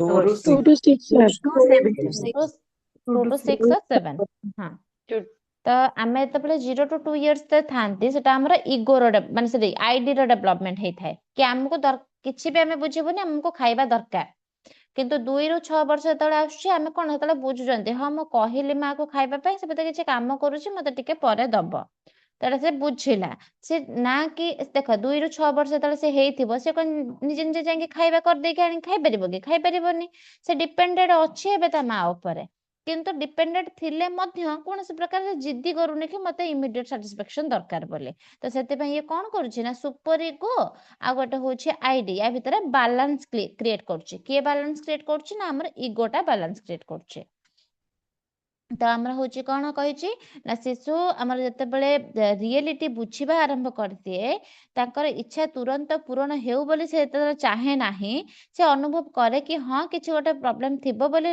ଡେରି ହଉଛି କି କିଛି ବି ଯେତେବେଳେ ସେ ରିଏଲିଟିକୁ ବୁଝିବା ଆରମ୍ଭ କରିଦିଏ ସେତେବେଳେ ତାର କଣ ହୁଏ ନା ଇଗୋର ଡେଭଲପମେଣ୍ଟ ହଉଛି ବୋଲି ଆମେ ଜାଣିପାରନ୍ତି ବା ଧୀରେ ଧୀରେ ତାର ଇଗୋର ଡେଭଲପମେଣ୍ଟ ହୁଏ ବୋଲି ଆମେ ଦେଖନ୍ତି ହେଲା ତ ସୁପର ଇଗୋ କଣ କହୁଛି ସୁପର ଇଗୋ କହୁଛି କି it is the moral sense and is generated by ideals it developed in late childhood ତ କଣ କହୁଛି ନା ସୁପର ଇଗୋ ହଉଛି ପର୍ସନାଲିଟିର ମୋରାଲ ପାର୍ଟ ଏହା ରାଇଟ ରଙ୍ଗ ଗୁଡ ବ୍ୟାଡ ଏ ସବୁକୁ ଆମକୁ ବୁଝାଇଥାଏ କୋଉଟା ଠିକ ଆଉ କୋଉଟା ଭୁଲ କୋଉଟା ଆମର ଏଇଟା କଲେ ଏଇଟା କଣ ହବ ନା ହଉଛି ଭଲ ହବ କୋଉଟା କଲେ ଖରାପ ହବ ତ ସେଟା ହଉଛି କଣ ନା ସୁପର ଇଗୋ ଲେଟ୍ ଚାଇଲ୍ଡହୁଡ ରେ ଡେଭଲପ ହେଇଥାଏ ସବୁବେଳେ ଏଟା କଣ ଆର୍ଲି ଚାଇଲ୍ଡହୁଡ ରେ କିଏ ଡେଭଲପ ହଉଛି ଇଗୋ ଡେଭଲପ ହଉଛି କିନ୍ତୁ ଲ୍ୟାଟର ଚାଇଲ୍ଡହୁଡ ରେ କିଏ ଡେଭଲପ ହଉଛି ନା ସୁପର ଇଗୋ ଡେଭଲପ ହଉଛି ଲ୍ୟାଟର ଚାଇଲ୍ଡହୁଡ କେତେରୁ କେତେ ଯଦି କହିବା 6ରୁ 12 ହେଇପାରିବ ନହେଲେ 7ରୁ 13 ହେଇପାରିବ ହେଲା ଏଟା ହଉଛି ଆମର ଲ୍ୟାଟର ଚାଇଲ୍ଡହୁଡ ତ ଆମର ସୁପର ଇଗୋରେ କଣ ହୁଏ ଆମେ କଣ କରନ୍ତି ନା ହଉଛି ସୁପର ଇଗୋ ଯେତେବେଳେ ଆମର ଡେଭଲପ ହୁଏ ଆମେ ସେତେବେଳେ କଣ ନା ହଉଛି ଗୋଟେ ପିଲାଟିର ସୋସିଆଲ ରୁଲ ହେଇଗଲା ଡିସିପ୍ଲିନ ହେଇଗଲା ମୋରାଲ ଭ୍ୟାଲୁଜ ହେଇଗଲା ଏ ସବୁ ଭଲ ଭାବରେ ସେ କଣ କରିଥାଏ ନା ବୁଝିଥାଏ ହେଲା ଭଲ ଭାବରେ ସେ ବୁଝିଥାଏ କି କଣ କଣ ସବୁ ସୋସିଆଲ ରୁଲ ଅଛି ମତେ ଏଇଟା ମାନିବା ପାଇଁ ପଡିବ ଡିସିପ୍ଲିନ ଶିଖି ଯାଇଥାଏ ସେତେବେଳକୁ ହେଲା ତାପରେ ଅଛି କି super ego that expect of the ego which makes possible the process of self observation and what is commonly called conscience ତ କଣ କହୁଛି ନା ସୁପର ଇଗୋର ସେଇ ଗୋଟେ ପାର୍ଟ ଯାହା ଆମକୁ କଣ ନା ନିଜ କାର୍ଯ୍ୟକୁ ନିଜେ ଦେଖିବା ଯେମିତିକି ମୁଁ କଣ କରୁଛି ମୋ ନିଜ କାର୍ଯ୍ୟକୁ ମୁଁ ନିଜେ ସେଲ୍ଫ ଅବଜର୍ଭେସନ କରିବି ମୂଲ୍ୟାୟନ କରିବାର କ୍ଷମତା ଯିଏ ଦିଏ ସେଟା ହଉଛି ସୁପର ଇଗୋ ମୁଁ କଣ କରୁଛି ଏଟା ଭଲ କରୁଛି ନା ଖରାପ କରୁଛି ମୁଁ ଠିକ କରୁଛି ନା ଭୁଲ କରୁଛି ନିଜେ ଯେତେବେଳେ ସେଲ୍ଫ ଅବଜର୍ଭେସନ ଆମେ କରିଥାନ୍ତି ସେତେବେଳେ ଆମର ସୁପର ଇଗୋର ଡେଭଲପମେଣ୍ଟ ହେଇଥାଏ ଆମେ କରୁଥିବା କାମଟି ଠିକ ଅଛି ନା ଭୁଲ ଅଛି ଆମେ ନିଜେ ହିଁ ଜଜମେଣ୍ଟ କରିଥାନ୍ତି ଜାଣିପାରନ୍ତି ହେଲା ତ ସେଟା ହଉଛି ଆମର ସୁପର ଇଗୋ ଯଦି ଆମେ କହିବା କି ଗୋଟେ ଯେମିତି ଗୋଟେ ଏକ୍ସାମ୍ପଲ ଆମେ ନଉଥିଲେ ଯେତେବେଳେ ତାକୁ ଭୋକ ଲାଗୁଛି ସେ କାନ୍ଦୁଛି ତ ତାର ହଉଛି କଣ କିଛି ବୁଝୁନି ସେ କାନ୍ଦୁଛି ସେଟା ହେଲା ଆଇଡି ତାକୁ ଇମିଡିଏଟ ସାଟିସ୍ଫାକ୍ସନ ଦରକାର ଇଗୋରେ କଣ କଲେ ତାକୁ ଭୋକ ଲାଗିଲା ସେ କହିଲା କି ମା ମତେ ଭୋକ ଲାଗିଲାଣି ଖାଇବାକୁ ଦେ ତା ମା ଯଦି ବି ଘଣ୍ଟେ ପରେ ଖାଇବା ଦଉଛି ସେଟା ସେ ବୁଝିବ କି ହଁ ମା କିଛି କାମ କରୁଥିଲେ ବୋଲି ମତେ ଘଣ୍ଟେ ପରେ ଖାଇବା ପାଇଁ ଦେଲେ ସେଟା ଇମିଡିଏଟ ଆକ୍ସନ କି ଇମିଡିଏଟ ସାଟିସ୍ଫାକ୍ସନ କିଛି ବି ହେଲା ନାହିଁ ଇଗୋରେ ସୁପର ଇଗୋ କଣ କରିବ ତାକୁ ଭୋକ ଲାଗିଲା ଯେମିତି କି ଗୋଟେ ପିଲାଟିକୁ ଭୋକ ଲାଗିଲା ସେ କଣ କରୁଛି କି ହଉଛି ହଁ ଠିକ ଅଛି ତା ମା କହିଲା ତା ମା ତାକୁ ଖାଇବା ପାଇଁ ଦେଲା ସେ ଚୁପଚାପ ଖାଇଲା ଖାଇକି ଶୋଇଲା ତା କଣ କରିବ ନା ତାର ସୁପର ଇଗୋ ଯୋଉ ଏଜ ଯୋଉଟା କି 7ରୁ 13 କି 6ରୁ 12 ଥିବ ତାକୁ ଭୋକ ଲାଗିଲା ସେ କଣ କରିବ ସିଏ ଆଉ ତା ମା କୁ ବାରମ୍ବାର କହିବନି କି ହଁ ମତେ ଖାଇବାକୁ ଦେ ବୋଲି ତାକୁ ଯେତେବେଳେ କଣ ତା ମା କାମ କରୁଛି ସେ ନିଜେ ଯିବ ନିଜେ ଯାଇକି ଖାଇଦବ ଆଣିକି ଖାଇଦବ ହେଲା ତ ସେଟା ସେ ବୁଝିପାରିବ ସବୁ ଜିନିଷ ସୋସାଇଟି କଣ ଅଛି କଣ ନାହିଁ ତା ଯୋଉ ଯେତେକ ସବୁ ତାର ଥିଙ୍କିଙ୍ଗ ପାୱାର ସବୁ ଜିନିଷଟା ଡେଭଲପ ହେଇଯାଇଥାଏ ତ ସେଥିପାଇଁ ସେ କଣ କରିଥାଏ ନା କାହା ଉପରେ ମାନେ କଣ ଡିପେଣ୍ଡ ନ ହେଇକି ସେ ନିଜେ ନିଜେ ସବୁ କିଛି କାମ କରିଦେଇଥାଏ ହେଲା ଆଉ ନିଜ ନିଜକୁ ବି ଜଜମେଣ୍ଟ ଦେବା ଶିଖି ଯାଇଥାଏ ଏଟା ହେଲା ଆମର ସୁପର ଇଗୋ ଓକେ ତ ଏଇଟା ହିଁ 3ଟା ଇଏ ଦେଇଥିଲେ ଆମର ସିଗମଣ୍ଡ ଫ୍ରେଡ ତ ତାଙ୍କର ଥିଓରି ଏତିକି ଥିଲା ବୁଝିପାରିଲ ନା କାହାର କିଛି ଡାଉଟ ଅଛି ଏଥିରେ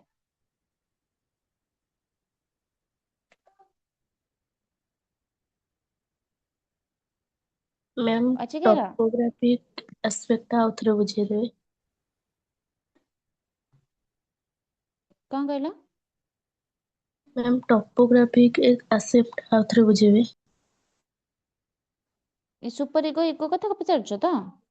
ମାନେ ଯୋଉ मैम ଟପୋଗ୍ରାଫି ଆଚ୍ଛା କନସିୟସ୍ ଆଉ ସବକନସିୟସ୍ ଅନକନସିୟସ୍ କଥା କହୁଛ।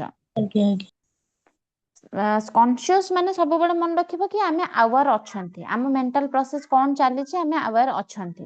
ସବକନସିୟସ୍ କହୁଛି କଣ ନା ହଉଛି ଯୋଉଥିରେ କି ଆମେ ଆୱାର ନାହାନ୍ତି, ମାନେ କଣ କନସିୟସ୍ ଯାହା ଯାହା ଚାଲିଛି ମେଣ୍ଟାଲ ପ୍ରୋସେସ ଯାହା ଯାହା ଅଛି ଆମେ ସେ ମେଣ୍ଟାଲ ପ୍ରୋସେସରେ ଆମେ କନସିୟସ୍ ନାହାନ୍ତି, ସାଙ୍ଗେ ସାଙ୍ଗେ ଏଇଟା ମାନେ ପଚାରିଦେବ ଆମେ ସାଙ୍ଗେ ସାଙ୍ଗେ ସଡନ ଆନ୍ସର ଦେଇଦେବୁ। ତମେ ଧର ବସିଛ ହେଲା, ତମେ ଧର ବସିଛ ଆଉ ତମ ମାଇଣ୍ଡରେ ଚାଲିଛି କି ହଉଛି କଣ ନା ହଉଛି ମୁଁ ଏବେ ଘରକୁ ଯିବି କି କଣ କରିବି, ତମେ ଏଇଟା ବୁଝୁଛ। ମୁଁ ପୁରା ଆୱାର ଅଛି ମୋ ମେଣ୍ଟାଲ ପ୍ରୋସେସକୁ ନେଇକି। ତମେ ଧର କାମ କରୁଛ, କିଛି ଗୋଟେ ସଫା କରୁଛ କି କିଛି ଗୋଟେ ରୋଷେଇ କରୁଛ କି ହଉଛି କୌଣସି ପ୍ରକାର ଗୋଟେ ପାଠ ପଢୁଛ, ଗୋଟେ ମ୍ୟାଥଟେ କରୁଛ, ତମ ସାଙ୍ଗେ ସାଙ୍ଗେ ସେ ମ୍ୟାଥ ରିଲେଟେଡ ପଚାରିଲେ ତମେ ସାଙ୍ଗେ ସାଙ୍ଗେ ଆନ୍ସର ଦେଇପାରିବ, କାହିଁକିନା ତମର କନସିୟସନେସ୍ ଅଛି ଆଉ ତମେ କନସିୟସ ଅଛ ସେ ମ୍ୟାଥ ପାଇଁ, ତମେ କନସିୟସ ଅଛ ସେ ମାନେ ଗୋଟେ ରୋଷେଇ ପାଇଁ, ତମେ କନସିୟସ ଅଛ କି ଲୁଗା ସଫା କରିବା ପାଇଁ। ତମେ ସେଇ ରିଲେଟେଡ ଯେତେବେଳେ ତମକୁ ପଚରା ହଉଛି ତମେ କଣ କରୁଛ ନା ଆୱାର ଅଛ ଆଉ ସାଙ୍ଗେ ସାଙ୍ଗେ ଆନ୍ସର ଦେଇପାରୁଛ। ଯେତେବେଳେ ସବକନସିୟସ ରେ ଥାଏ କିଛି ଜିନିଷ ଯୋଉଟା କି ଆମେ କଣ କରିଥାନ୍ତି ନା ହଉଛି ଏପଟରେ କିଛି ଗୋଟେ କରୁଛନ୍ତି ନା ସେପଟରେ କିନ୍ତୁ ଆମେ କିଛି ଗୋଟେ ଶୁଣି ପାରନ୍ତି ହେଲା, ମାଇଣ୍ଡ ଟା ସେପଟରେ ଧ୍ୟାନରେ ଥାଏ କି ବହୁତ ସାରା ଜିନିଷ ଯୋଉଟା କି ଆମେ ଆଗରୁ ଏସବୁ ଜିନିଷ କରିଛନ୍ତି, ଯୋଉଟା କି ତମେ ସାଙ୍ଗେ ସାଙ୍ଗେ ଏବେ କଣ କରିବ ନା ମୁଁ ଏବେ ରୋଷେଇ କରୁଛି, ରୋଷେଇ କରୁ କରୁ ତମେ ମତେ ଆସିକି ପଚାରିବ କି ମାମା ଆଉ ତମେ ଯୋଉ ସ୍କୁଲରେ ପାଠ ପଢୁଥିଲ ତମର ଇଂଲିଶ ଟିଚରଙ୍କ ନାଁ କଣ ଥିଲା, ତମେ ମତେ ଆସି ପଚାରିଦବ। ତମେ ରୋଷେଇ ରିଲେଟେଡ ପଚାରିଲେ ସେ କଣ କନସିୟସ ଅଛନ୍ତି ରୋଷେଇ ପାଇଁ, ସେ ରୋଷେଇ କଥା ସାଙ୍ଗେ ସାଙ୍ଗେ ତମକୁ କହିଦେବେ କି ହଁ ଏଇ ରୋଷେଇଟା ମୁଁ ଏଇଟା କରୁଛି କି କଣ କରୁଛି ବୋଲି। ତମେ ଯଦି ଇଂଲିଶ ଟିଚର କଥା ଆସି ପଚାରିବ, ସେ କଣ ଇଂଲିଶ ଟିଚରଙ୍କ ନାଁ ଜାଣିନାହାନ୍ତି, ଜାଣିଛନ୍ତି, କିନ୍ତୁ ସେ କଣ ରିକଲ୍ କରିବେ। ରିକଲ୍ ଯଦି ଆମେ କରୁଛନ୍ତି ଦେନ୍ ଆମକୁ କଣ ନା ମନେ ପଡିଯିବ, ଯଦି ଟ୍ରାଏ କରିବା ରିକଲ୍ କରିବା ପାଇଁ ଦେନ୍ ଆମକୁ ବୁଝିପାରିବ, ମନେ ପଡିଯିବ, ଆମେ ଆୱାରକୁ ପଳେଇ ଆସିବା କି ହଁ ହଁ ତାଙ୍କ ନାଁ ଏଇଟା ଥିଲା ବୋଲି। ଅନକନସିୟସ୍ ମାନେ ହଉଛି କଣ ନଟ୍ ଆୱାର, କିଛି ବି ମେଣ୍ଟାଲ ପ୍ରୋସେସରେ ଆମେ ଆୱାର ହିଁ ନାହାନ୍ତି ହେଲା। ଆଉ ସବୁବେଳେ ଗ୍ରେଟ୍ ଷ୍ଟ୍ରେସ୍ ପକାଏ ଆମକୁ, ଆମେ ପୁରା ପୁରା ବହୁତ ଷ୍ଟ୍ରେସ୍ ନେଇକି ଆମେ ଭାବନ୍ତି କି କଣ ହେଇଥିଲା ଏଇଟା କଣ ହେଇଥିଲା, ମାଇଣ୍ଡ ଉପରେ ବହୁତ ହି ଷ୍ଟ୍ରେସ୍ ପକେଇଥାଏ ଅନକନସିୟସ୍ ଟା, ଯୋଉଟା କି ଆମେ ଟୋଟାଲି ମନେ ହିଁ ପ୍ରାୟ ମାନେ ରହେ ନାହିଁ। ଆଉ ଗୋଟେ ସେଥିରେ ଯୋଉ ଆମେ କହିଲି କି ଏଠାରେ ଡିଜାୟାର ଯାଉଛି, କୌଣସି ପ୍ରକାର ଆମର ରାଗ ଯାଉଛି, ଏସବୁ କଥା ଯୋଉ କହିଲି, ଏଇଟା ଦେଖ ତମେ କଣ ଜାଣିଛ କି ହଉଛି ମୋ ରାଗଟା ଏବେ ଆସିବ ବୋଲି, ତମେ ଜାଣିନାହଁ, ଏଇଟା ଅନକନସିୟସ୍ ରେ ତମେ ସଡନ ଆସିଲା। ଯେମିତିକି ଗୋଟେ ଛୁଆ ଟିକେ ଭୋକ ଲାଗିଲା, ସେ କଣ ଜାଣିଥିଲା କି ମତେ ଏବେ ଭୋକ ଲାଗିବ ମୁଁ କାନ୍ଦିବି ବୋଲି, ସେ ଜାଣିନଥିଲା, ସଡନ ସେଟା ଆସିଲା, କୌଣସି ପ୍ରକାର ଇଚ୍ଛା ହେଇଗଲା, କୌଣସି ପ୍ରକାର ରାଗ ହେଇଗଲା, ଏ ସବୁ ବି ଅନକନସିୟସ୍ ରେ ଯିବ। ଆଉ ସବକନସିୟସ୍ କହିଲା ମାନେ ଆମେ ଯଦି ରିକଲ୍ କରିବା ମନେ ପଡିବ, କନସିୟସ୍ କହିଲା ମାନେ ଆମେ ଆୱାର ଅଛନ୍ତି ଆମ ମେଣ୍ଟାଲ ପ୍ରୋସେସ ଉପରେ ଏବେ କଣ ଚାଲିଛି, ବୁଝିଲା? आगे मैम ଏବେ ଆସିଲା ଥିଓରି ଅଫ ଇମୋସନାଲ ଡେଭଲପମେଣ୍ଟ, ଯୋଉଟା କି ଗୋଲ୍ଡଷ୍ଟେନ୍।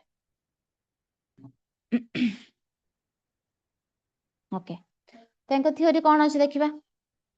ଲେଖିଛନ୍ତି ଗୋଲ୍ଡଷ୍ଟେନ୍ ଇଜ ଆନ୍ ଅଥର ଆଣ୍ଡ ସାଇନ୍ସ ଜର୍ଣ୍ଣାଲିଷ୍ଟ। ତ ଗୋଲ୍ଡଷ୍ଟେନ୍ ଜଣେ ଆମର କଣ ଥିଲେ, ଅଥର ଥିଲେ, ଅଥର ସହିତ ଆମର କଣ ନା ସାଇନ୍ସ ଜର୍ଣ୍ଣାଲିଷ୍ଟ ମଧ୍ୟ ସେ ଥିଲେ। ସେ ହ୍ୟୁମାନ ବିହେଭିୟର, ଇମୋସନ୍ସ ଆଉ ଥିଙ୍କିଂ ପ୍ରୋସେସ ଉପରେ ବହୁତ ହି ଗଭୀର ଭାବରେ ଡିପଲି ସେ କଣ କରିଥିଲେ ଅନୁସନ୍ଧାନ କରିଥିଲେ ବା ଲେଖିଥିଲେ ହେଲା। ଗୋଲ୍ଡଷ୍ଟନ୍ ଯିଏକି ଆମର କିଏ ଥିଲେ, ଇମୋସନାଲ ଡେଭଲପମେଣ୍ଟ କରିଥିଲେ, ଇମୋସନାଲ ଡେଭଲପମେଣ୍ଟର ଜନକ ଥିଲେ, ଏଇଟା ମନେ ରଖିବ। ତ ତାଙ୍କ ଯୋଉ କଣ ଥିଓରି ଥିଲା ସେଟା ହଉଛି ବେସିକାଲି କଣ କାହା ଉପରେ ଫୋକସ ଥିଲା ନା ଇମୋସନାଲ ଡେଭଲପମେଣ୍ଟ ଉପରେ ବା ଇମୋସନାଲ ଇଣ୍ଟେଲିଜେନ୍ସ ଉପରେ ହିଁ ସେ ବେସ୍ କରିକି ତାଙ୍କର ଥିଓରିଟା ବନେଇଥିଲେ ହେଲା। ତ ସେଥିରେ ଲେଖିଛନ୍ତି କି emotional intelligence is the ability to deal with one's as well as others emotions. ତ କଣ ନା ଇମୋସନାଲ ଇଣ୍ଟେଲିଜେନ୍ସ ମାନେ ହଉଛି କଣ ନା ନିଜ ଇମୋସନ୍ସକୁ ବୁଝିବା, କଣ୍ଟ୍ରୋଲ କରିବା ଆଉ ଅନ୍ୟମାନଙ୍କ ଇମୋସନ ସହିତ ଡିଲ୍ କରିବାର କ୍ଷମତା ହେଲା। ନିଜ ଇମୋସନକୁ ଆମେ ବୁଝୁଛନ୍ତି, ମୋ ମନରେ କଣ ଚାଲିଛି ମୁଁ ନିଜ ଇମୋସନକୁ ବୁଝୁଛି, ତାକୁ କଣ୍ଟ୍ରୋଲ ବି କରିପାରିବି। ଯଦି କିଏ ଗୋଟେ ଆସିଲା ମୁଁ କଣ କରିବି ନା ସେଇ କାନ୍ଦଟା ସେ କାନ୍ଦୁଥିବି, ସେମିତି ନୁହଁ, ମୁଁ କଣ୍ଟ୍ରୋଲ କରିବାର କ୍ଷମତା ମଧ୍ୟ ମୋ ପାଖରେ ଅଛି କି ମୁଁ କଣ୍ଟ୍ରୋଲ କରିଦେବି କି ହଁ କିଛି ନାହିଁ ବୋଲି। ତାପରେ କଣ ନା ଇମୋସନ, ଅନ୍ୟମାନଙ୍କର ଇମୋସନ ସହିତ ବି ମୁଁ ଡିଲ୍ କରିପାରିବି କି ସିଏ ଏମିତି ଭାବୁଛି ତ ମତେ ଏଇ ଟାଇମରେ ତାକୁ ଏମିତି କହିବାର ନାହିଁ, ସେ ଏମିତି ଭାବୁଛି ତ ତାକୁ ମୁଁ ଏବେ କଣ କରିବି ନା କୌଣସି ପ୍ରକାରର ବୁଝେଇବି କିଛି, ତ ସେ ସବୁ ର ମଧ୍ୟ କ୍ଷମତା ଥାଏ। ତ ସେ ଇମୋସନାଲ ଇଣ୍ଟେଲିଜେନ୍ସ ଉପରେ ସେ ବହୁତ ସାରା ଅନୁଧ୍ୟାନ କରିଛନ୍ତି ସେ ସବୁ ଉପରେ। ତ ତାଙ୍କର ଥିଲା ହଉଛି ଆମର କଣ ନା ଇମୋସନାଲ ଡେଭଲପମେଣ୍ଟ, ଯିଏକି ଗୋଲ୍ଡଷ୍ଟୋନ। ତାପରେ ଲେଖିଛନ୍ତି it allows us to think more creatively and our emotions to solve problem।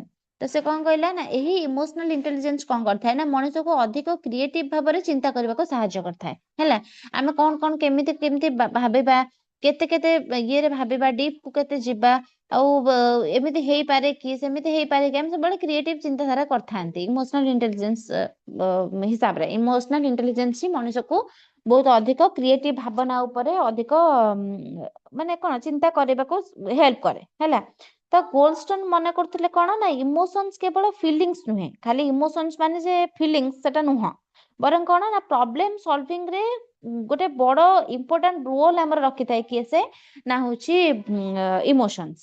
ହେଲା, ଇମୋସନ ହଉଛି ଖାଲି ଫିଲିଙ୍ଗସ୍ ନୁହଁ, ସେ ଭାବିଥିଲେ କଣ ନା ପ୍ରୋବ୍ଲେମ ସଲଭିଂ ରେ ଗୋଟେ ବଡ ଇମ୍ପୋର୍ଟାଣ୍ଟ ରୋଲ ରଖିଥାଏ କିଏ ସେ ନା ଆମର ଇମୋସନ୍ସ।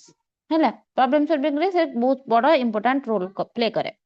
ସେ ଲେଖିଛନ୍ତି କି he believes that emotional intelligence is needed for life and it develop an individual। ତ କଣ କହୁଛି ନା ଗୋଲ୍ଡଷ୍ଟୋନ ଦୃଢ ଭାବରେ ବିଶ୍ୱାସ କରୁଥିଲେ ଯେ କି ଇମୋସନାଲ ଇଣ୍ଟେଲିଜେନ୍ସ ଲାଇଫ ପାଇଁ ବହୁତ ହି ଆବଶ୍ୟକ। ହେଲା, ବହୁତ ହି ଆବଶ୍ୟକ ଆମର ହଉଛି କଣ ନା ଇମୋସନାଲ ଇଣ୍ଟେଲିଜେନ୍ସ। ତ କେବଳ ଆକାଡେମିକ ନଲେଜ ଖାଲି ଯେ ହବ ତାହା ନୁହେଁ, ଆକାଡେମିକ ନଲେଜ ଉପରେ ନୁହଁ, ଇମୋସନାଲି ମ୍ୟାଚୁରିଟି ମଣିଷକୁ ଗୋଟେ ବାଲାନ୍ସଡ ଆଉ ସକ୍ସେସଫୁଲ ଇଣ୍ଡିଭିଜୁଆଲ ଭାବରେ ହିଁ ଗଢି ତୋଳେ। ହେଲା, ଖାଲି ଯେ ଆମେ ଆକାଡେମିକ ନଲେଜ ଉପରେ କରିବା କି ହଁ ଇମୋସନାଲ ଇଣ୍ଟେଲିଜେନ୍ସ ଏଇଆ, ଆମେ ଏଇଟା ମନେ ରଖିଦବା, ସେଟା ମନେ ରଖିଦବା, ତାହା ନୁହେଁ। ଆମର ଇମୋସନାଲ ମ୍ୟାଚୁରିଟି ମଣିଷକୁ ଗୋଟେ ଗୋଟେ ବାଲାନ୍ସ ଆଉ ସକ୍ସେସଫୁଲ ଇଣ୍ଡିଭିଜୁଆଲ ଭାବରେ ଗଢି ଉଠାଏ। ହେଲା, ତାଙ୍କ ମତରେ ଏଇଟା ଥିଲା। ତାପରେ ଦେଇଛି କି ଫ୍ୟାକ୍ଟର ଅଫ ଇମୋସନାଲ ଇଣ୍ଟେଲିଜେନ୍ସ। କି ଫ୍ୟାକ୍ଟର ସବୁ କଣ ଦେଇଛି ଦେଖିବା।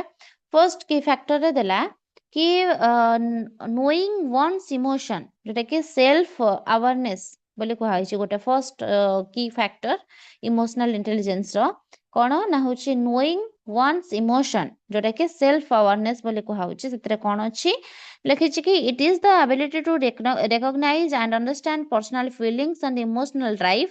Self awareness include the sense of humour. ହେଲା, କଣ ଦେଲା ଦେଖିବା। ସେ କହୁଛନ୍ତି କି ସେଲ୍ଫ ଆୱାରନେସ ଇମୋସନାଲ ଇଣ୍ଟେଲିଜେନ୍ସ ର ସବୁଠାରୁ ପ୍ରଥମ ଆଉ ଗୁରୁତ୍ୱପୂର୍ଣ୍ଣ ଫ୍ୟାକ୍ଟର ଗୋଟେ। ହେଲା, ସେଲ୍ଫ ଆୱାରନେସ ଆମର କଣ ନା ଇମୋସନାଲ ଇଣ୍ଟେଲିଜେନ୍ସ ର ସବୁଠାରୁ ଗୋଟେ କଣ ବଡ ଆଉ ଗୁରୁତ୍ୱପୂର୍ଣ୍ଣ ଫ୍ୟାକ୍ଟର।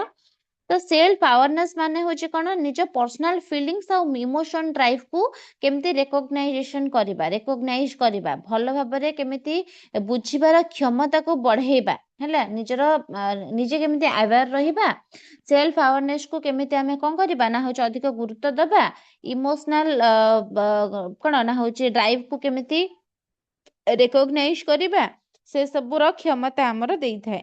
ମଣିଷ ନିଜେ କଣ ଫିଲ୍ କରୁଛି, ମୁଁ ଏଇଟା କାହିଁକି ଫିଲ୍ କଲି, ହେଲା, ମୁଁ ଏଇଟା ଫିଲ୍ କରୁଛି ଯଦି ମୁଁ ଏଇଟା କାହିଁକି ଫିଲ୍ କଲି, ସେ ଇମୋସନ କିପରି ତାଙ୍କ ବିହେଭିୟରକୁ ଇନଫ୍ଲୁଏନ୍ସ କରୁଛି, ଏ ସବୁ ହଉଛି ସେଲ୍ଫ ଆୱାରନେସ। ହେଲା, ମୁଁ ଯଦି କିଛି ଗୋଟେ ଆଜି ଭାବୁଛି ତ ଏଇଟା ମୁଁ କାହିଁକି ଫିଲ୍ କଲି, ଯଦି ମୁଁ ଫିଲ୍ ଏଇଟା କରୁଛି ତ ଏଇଟା କାହିଁକି କରୁଛି।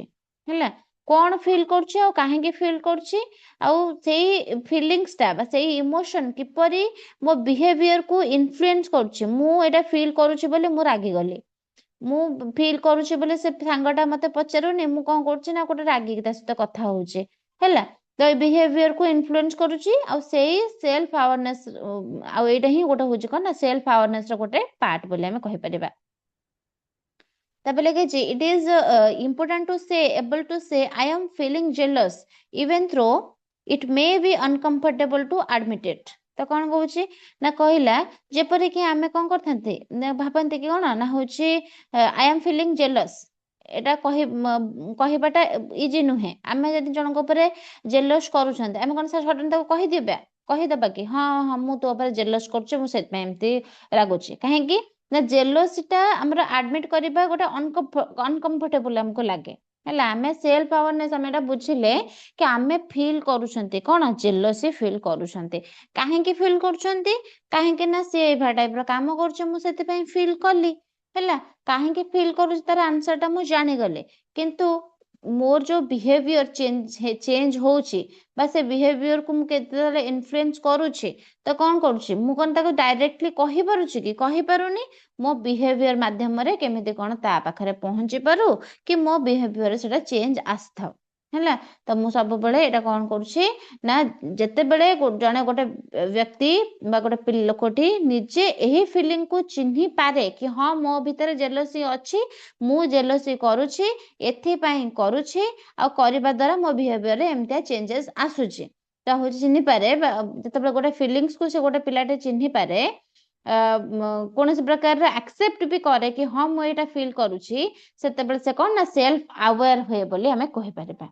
ବୁଝିପାରିଲ ସେ କି ଫ୍ୟାକ୍ଟର ଇମୋସନାଲ ଇଣ୍ଟେଲିଜେନ୍ସର ପ୍ରଥମ ହେଲା ନୋଇଂ ୱାନ୍ସ ଇମୋସନ ଜଣଙ୍କର ଇମୋସନକୁ ଭାବିବା ବା ନିଜେ ନିଜ ପ୍ରତି ଆୱାରନେସ୍ ହେବା ଏଇଟା ହଉଥିଲା ତାଙ୍କର ପ୍ରଥମ ଇମୋସନାଲ ଇଣ୍ଟେଲିଜେନ୍ସର ଗୋଟେ ପାର୍ଟ ସେଥିରେ ଆମେ କଣ କରୁଛନ୍ତି ଆମେ ଯାହା ଫିଲ୍ କରୁଛନ୍ତି କାହିଁକି ଫିଲ୍ କଲେ କଣ ପାଇଁ ଫିଲ୍ କଲେ କଣ ଫିଲ୍ କଲେ ହେଲା ଆଉ ସେଇ ଫିଲିଂସ୍ ଦ୍ୱାରା ଆମ ବିହେଭିୟରକୁ କେମିତି ସେ ଇନଫ୍ଲୁଏନ୍ସ କଲା ସେଇଟାକୁ ଜାଣିବା ହିଁ ସେଲ୍ଫ ଆୱାରନେସ୍ ଆଉ ଆମେ ସେଲ୍ଫ ଆୱାରନେସ୍ କଲା ପରେ ଯଦି ଆଉ କାହାର ବି ଫିଲିଂସକୁ ଆମେ ଜାଣିପାରୁଛନ୍ତି ସେଟା ମଧ୍ୟ ଆମେ କହିପାରିବା କି ନୋଇଂ ୱାନ୍ସ ଇମୋସନ ହେଲା ତ ଫର୍ଷ୍ଟ ଇଏରେ ଆମେ ଏଇଟା ବୁଝିଲେ ହେଲା ତାପରେ ସେ କହିଛି ମ୍ୟାନେଜିଂ ଇମୋସନ୍ସ କଣ ନା ଏଥିରେ ଲେଖିଲା if we have accepted what we are feeling even the uncomfortable emotion can be handleable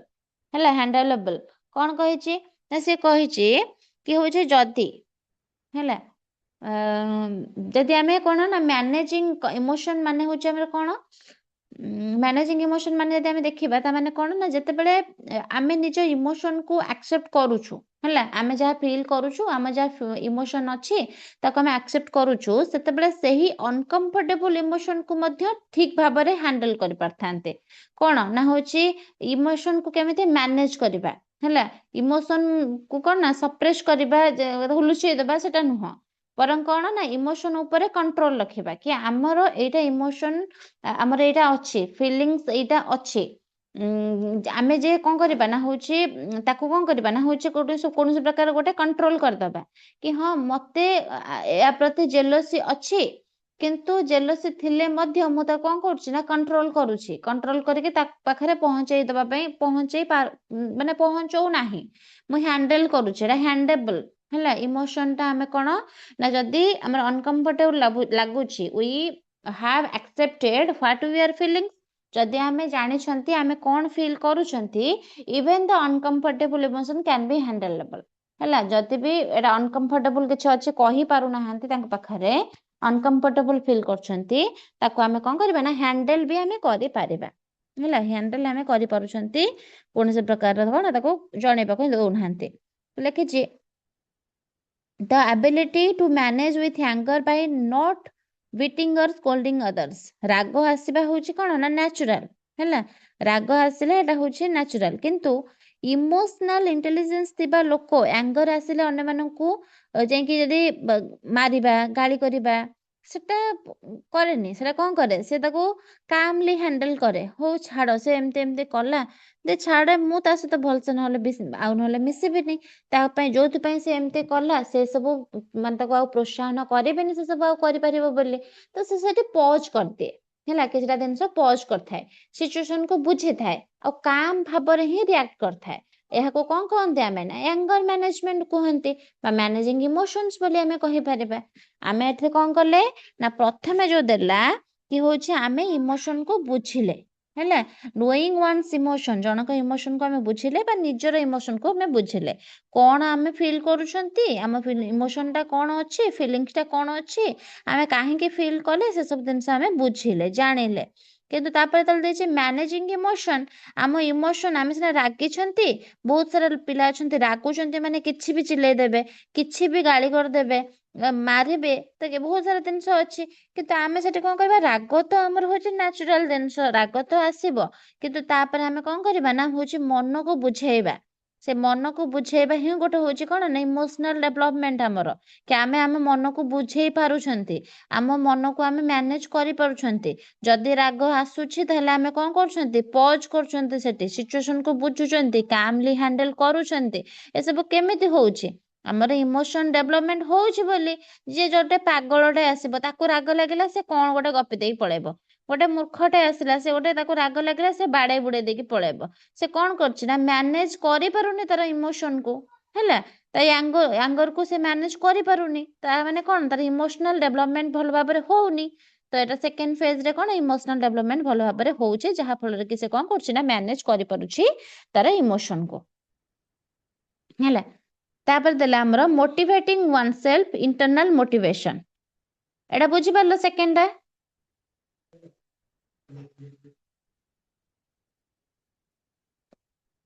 ସେକେଣ୍ଡଟା ବୁଝିପାରିଲ ଟି?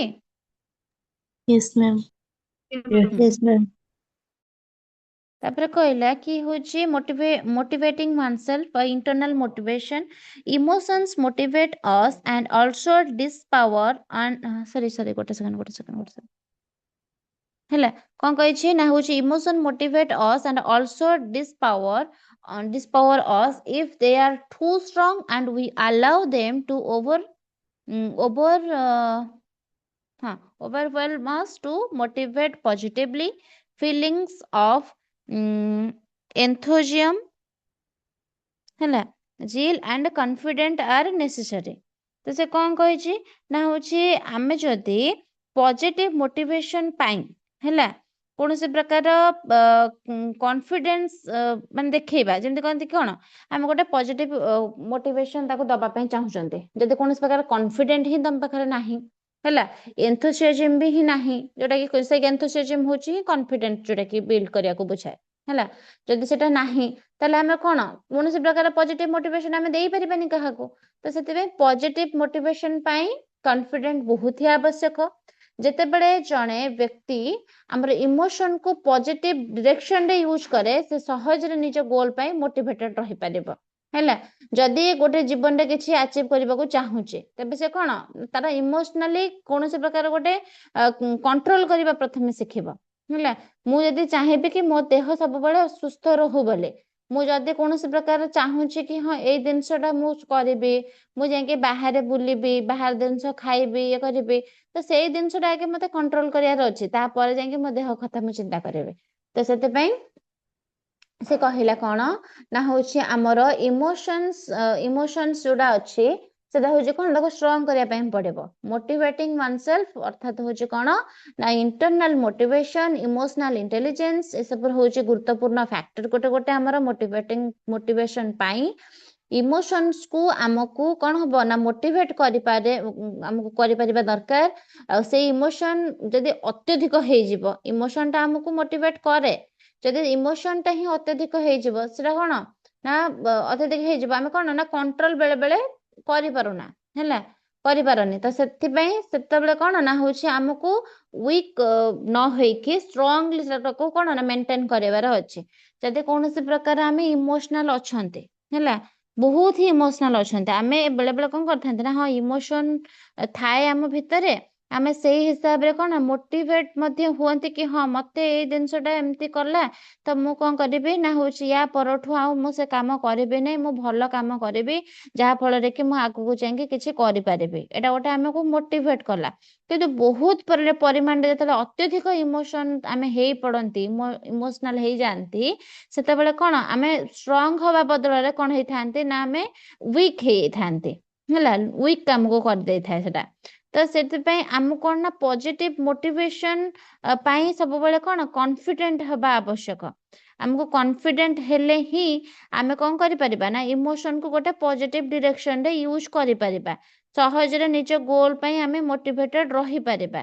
तो से आमको कौन करने पड़ो जिते आमर को इमोशनाली आम के कौन आम जो इमोशनाली कौन कह अनस्टेबल आम हो जाती से आम कौन करवा दरकार ना हूँ आम इमोशन को कंट्रोल करवा दरकार आम वीक न होकि स्ट्रंग हवा दरकार जहाँ फल कि आम आगू कौन कर पॉजिटिव डायरेक्शन रे जाई पारिबा मोटिवेटेड हो पारिबा तापर लिखला example रे it one want to get what he wants in life the has to be develop emotional control जदि कहीं जीवन रे किछि अचीव करबा को चाहूछि से कोन ना तबे से इमोशनल कंट्रोल डेवलप करबा दरकार तो इमोशनल कंट्रोल प्रथमटा कहिला तो सेते पई मैनेजिंग इमोशन जो कहिला आमे इमोशन को कोन करबा दरकार ना होछि कंट्रोल करबा दरकार आमे मैनेज करबा दरकार जहाँ फल रे आमे मोटिवेट हेई परिबा आमर इंटरनल मोटिवेशन को डेवलपमेंट करि परिबा तो से प्रथमे आमे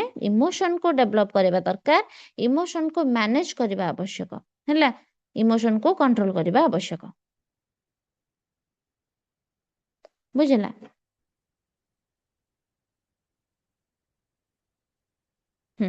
तापर देला कोन 4 नंबर रे recognising emotions of other empathy हैला recognising emotions of other empathy एते दिला कि as one beings to recognize emotions in oneself and realize other own emotions she will be able to sense other emotions तो कौन कहला लिखिछि empathy माने होछि कोन ना अन्य मानक इमोशन को बुझिबा आ फील करिबार क्षमता जे रखे ताको एम्पैथी बोली हमें कहउचंते तो जेते बळे जणे व्यक्ति प्रथमे निज इमोशन को चिन्हि पारे निज इमोशन को से बुझी पारे सेते बळे से धीरे धीरे कोन करथाय ना अन्य मानक इमोशन को मध्य सेंस करि परिबो बा बुझी परिबो जानि परिबो तो सेते में से 4 रे कोन दैछि ना recognising emotions of other empathy हैला अन्य मानक इमोशन को बुझिबार क्षमता जेटा कहआ जाउछि सेटा तो प्रथमे हमें कोन देखिले प्रथम होछि आमे निजे कौन फील कर बुझीबा ताको जानिबा सेकेंड रे कौन कले ना सेटा जेतेबेले आमे फीलिंग्स ता जानि परछंती सेतेबेले आमे त कौन करबा ना मैनेज करबा हैला मैनेज करबा केमिते आमे कौन जदी रागुछंती माड़ापिटी करबानी ताको केमिते कैमली हैंडल करबा 3 रे कौन कहला मोटिवेटिंग वन सेल्फ जदी आमे कोनोसी प्रकार कौन करछंती ना गोटे पिलाटी किछि मु धर इमोशनल अछि बहुत सारा माने भितर मु पूरा भांगी पड़ी तो मु कौन करी निजे निज को बुझेबी मोटिवेट करी तो motivating one self internal motivation मो निज मन को मु बुझेबी बुझेकी स्ट्रॉन्ग करेबी जहाँ फल कि मु कौन वीक न हो कि आगु को पॉजिटिव डायरेक्शन रे जीबी एटा होचे थर्ड रे 4 कहला recognising emotions of other empathy अन्य मानकर इमोशन को मु बुझीबी केतेले बुझीबी जदी मु मो इमोशन को बुझी पारिबी भलो भाबरे मु जदी मु मो इमोशन को भलो भाबरे कंट्रोल करि पारिबी देन मु अन्य लोक मानकर मध्य इमोशन को बुझी पारिबी एटा हला 4 रे 5 रे गला हैंडलिंग रिलेशनशिप जोटा कि सोशल स्किल ले जाउछि एथरे लिखिला कोन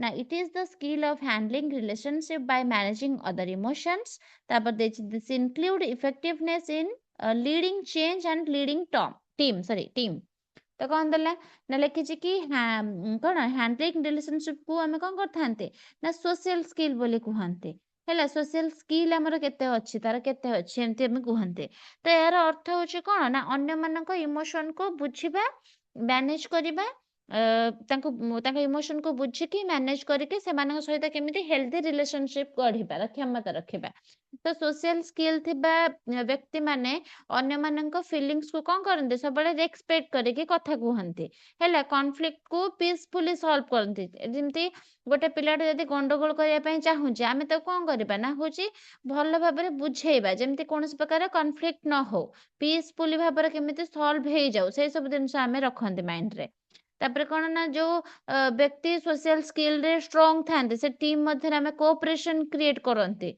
हैला लोक मानको को मोटिवेट करंते चेंज को सब एक्सेप्ट करंते जेमति कि सफल हबो बोले तो आमे सेठी कोनोसी प्रकार कॉन्फ्लिक्ट न करिकि जदि आमे हैंडल करबा गोटे रिलेशनशिप को सोशल स्किल को सेटा को ही आमे कहि परिबा कोन हां एटा इमोशनली एटा गोटे डेवलपमेंट हैला आमे जोटा कि हैंडल करि पारुछंती गोटे रिलेशनशिप रे जने जदी गोटे चिलो स्वामी स्त्री भितर कलह हैला गोटे स्वामीटे चिल्लेइला बहुत जोरे गोटे स्त्री उपरको ता स्त्री हेटी कौन करिवो ना इमोशनली कंट्रोल करिवो हैला मैनेज करिवो निजको एठी हमर रहला 3 नंबर स्टेज रे मोटिवेटिंग सॉरी 4 नंबर रे 2 नंबर रे मैनेज करिवो तार इमोशन को हैला मैनेज करके कौन करिवो मोटिवेट करिवो निज भितरे बुझेइबो निज निजको बुझेइबो कि हाँ मते एबे रागिबार ठीक नुहे recognising emotion of other empathy निजे बुझी सारला परे निज इमोशन को कंट्रोल करला परे तापर सी बुझिबो निजे कि मो सामना वाला बहुत रागी छी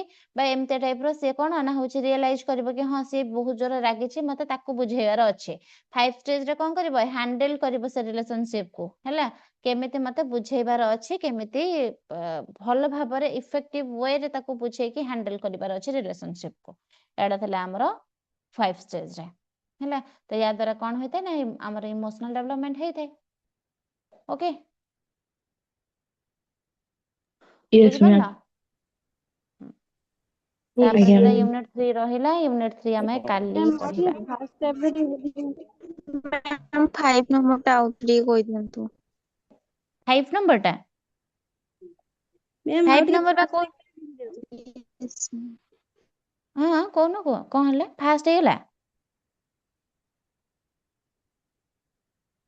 को मते बुझि पाउने तम कथा मैम आउटे फास्ट स्टेप टा बुझाई दियो फास्ट स्टेप ना 5 स्टेप मते को फर्स्ट फास्ट टा हां फर्स्ट टा से कहूची हाँ फर्स्ट से कहूची कि knowing one's emotion self awareness मु केमिति कौन कौन करिबी ना होची निजे को केमिति बुझेबी मु कौन फील करूची काहेकि फील करूची हैला मो बिहेवियर टा कौन होची सेटा फील करबा द्वारा जदि मु सेगुडा को जानि पारुची जेमति कि देखो गोटे पिला थिबे जेमति कि मेंटली से माने स्ट्रांग नुहंते हैला से माने मेंटली स्ट्रांग नुहंती मेंटल डेवलपमेंट भी तांकर हो नाही जदि कौन प्रकार गोटे से फील करछंती देखिथिबो गोटे माने जेमति तांका माइंड स्टेबल न थाए से गोटे कौन फील कले से कौन से जानि परछंती मु एटा फील कली बोली से माने चिल्लाउछंती रागुछंती ये करछंती से यदि बुझी पारन्ते कि मु एटा फील करूची अच्छा जदि मते एटा फीलिंग्स हैला एटा काहेकि फील कली सेटा को से बुझिबे रे बुझी सारी कि से कौन करिवे ना मो बिहेवियर रे कौन चेंजेस आछी अच्छा मो माँ आसे कि मते कहिला खाइबो कि नहीं मु तापर को चिड़ी गले रागी गले मु पुणी पछरे भाबिबे कि मु काहे केमते रागिली मु एमती बोधे माइंड रे एटा थिला तो मु सेते पय रागी गले मु एमती फील करथुली तो एमती मो सांगटा मते एमती खराब करी कोनटा कहिदेला मु सेटा फील करथुली तो सेते पय मो माँ को मु पार्टी करदेली काहेकि मटा फील कली मु तो मो सांग ऊपर रागिबा कथा ना मु सांग ऊपर रागिथिली ताकू नै ता कथा होची अलगा मो माँ ऊपर काहेकि रागिली जदि मु एटा बुझिबी ताले कोन हबो मु बुझिली बुझिली कोन करबी मो मैनेज करबी मो इमोशन को मु कंट्रोल करबी मो इमोशन को कि हाँ मु रागी जीबिनी हठात किना चिल्लै देबिनी आउ काहा पारे मैनेज कली कंट्रोल कर सारी कौन मोटिवेट करी निजको कि हाँ मु एमिति करिबार नथिला मते एमती मैनेज करके रहियार थिला मते एमिति रागिबार नथिला मु निज निजको मोटिवेट करी कोन करबे 5 रे रिकॉग्नाइज करबे मो अदर एम्पैथी को माने अलगा कहार इमोशन को मु बुझिबे रिकॉग्नाइज करबे तापर 5 स्टेप रे मु कोन करबे ना हैंडल करबे रिलेशनशिप को कि बुझिबे मु कि ना एटा मते करिबार नथिला मु एटा एमती करदेली बोली तो हैंडल करिबे पूरा इफेक्टिव वे रे गोटे रिलेशन को मु कोन करबे ना होची हैंडल करिकी तांगे सॉरी कहे कि किछि भी कहे मु चुप हे जिबे मु सेठी निजको रोकी देबे मु बुझिबे सब दिनस सब रिलेशन को मु हैंडल करबा सिखि जिबे 5 स्टेज रे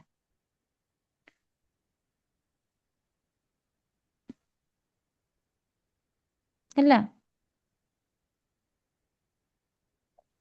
आज्ञा मैम हम्म मैम ओके ए यूनिट रो टिके लॉन्ग क्वेश्चन कहि दियंतु important long question important long question तमरो एई तमरो पूरा पूरी पचार दबो कि होची को प्रोसेस दे के एटा जाउची तर तुमको पूरा लेखिया ପାଇଁ पड़िबो इमोशनल डेवलपमेंट रो स्टेजेस सब कुह लेखि देबो तुमको इमोशनल डेवलपमेंट रो सब स्टेज को लेखिया ପାଇଁ पड़िबो बुक रे टिके देखि देबो बुक रे देइथिबो जदी एजुकेशनल इम्प्लिकेशन जदी देइथिबो मेरिट और डिमेरिट देइथिबो सेगुडा टिके टिके खाली देखि देइथिबो कोन मेरिट अछि कोन डिमेरिट अछि सेगुडा टिके देखि देइथिबो नोट्स रे तो नाही बुक रे इम्प्लिकेशन की मेरे किसी नहीं बुक रे नाही ना मैम No, लॉन्ग देखो ଦେଖ Clear କରିକି ଗୋଲ୍ଡଷ୍ଟୋନ Hello, ma'am. ଏଟା ଏଟା ଦେଖିବା ପାଇଁ ଗଲେ ଏଟା ଲଙ୍ଗ କ୍ୱେଶ୍ଚିନ୍ ଆସିବନି ହେଲା। ଯୋଉ 5 ମାର୍କିଆ ଅଛି କ୍ୱେଶ୍ଚିନ୍ ସେଇ କ୍ୱେଶ୍ଚିନ୍ ତମର ଆସିବ, କିନ୍ତୁ ଏହାର ଲଙ୍ଗ କ୍ୱେଶ୍ଚିନ୍ ଜମା ବି ଆସିବନି। ଲଙ୍ଗ କ୍ୱେଶ୍ଚିନ୍ ତମର ପିଆଗେଟ୍ ରେ ଆସିବ ହେଲା, ଆଉ ହଉଛି ଏରିକ୍ସନ ର ଆସିପାରେ ହେଲା, ଏଇ ସବୁର ତମର ଲଙ୍ଗ କ୍ୱେଶ୍ଚିନ୍ ଆସିବ। ଏଟାରେ ଲଙ୍ଗ କ୍ୱେଶ୍ଚିନ୍ ଆସିବନି, 5 ମାର୍କିଆ ହିଁ ଆସିବ। ମ୍ୟାମ୍ ଏକ୍ଜାମ କେବେ ହବ? ଏକ୍ଜାମ ତମର ଫେବୃଆରୀରେ।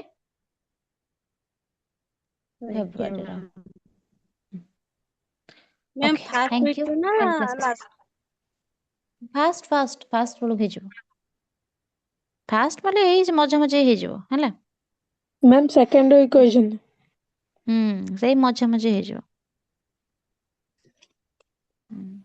Okay, thank you. Okay, Thank you, ma'am. Thank you, ma'am. Thank you, ma'am. Thank you, ma'am. Thank you, ma'am.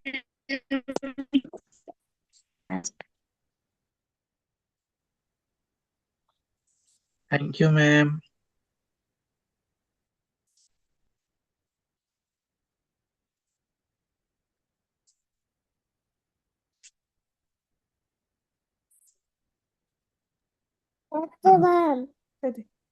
Thank you, ma'am.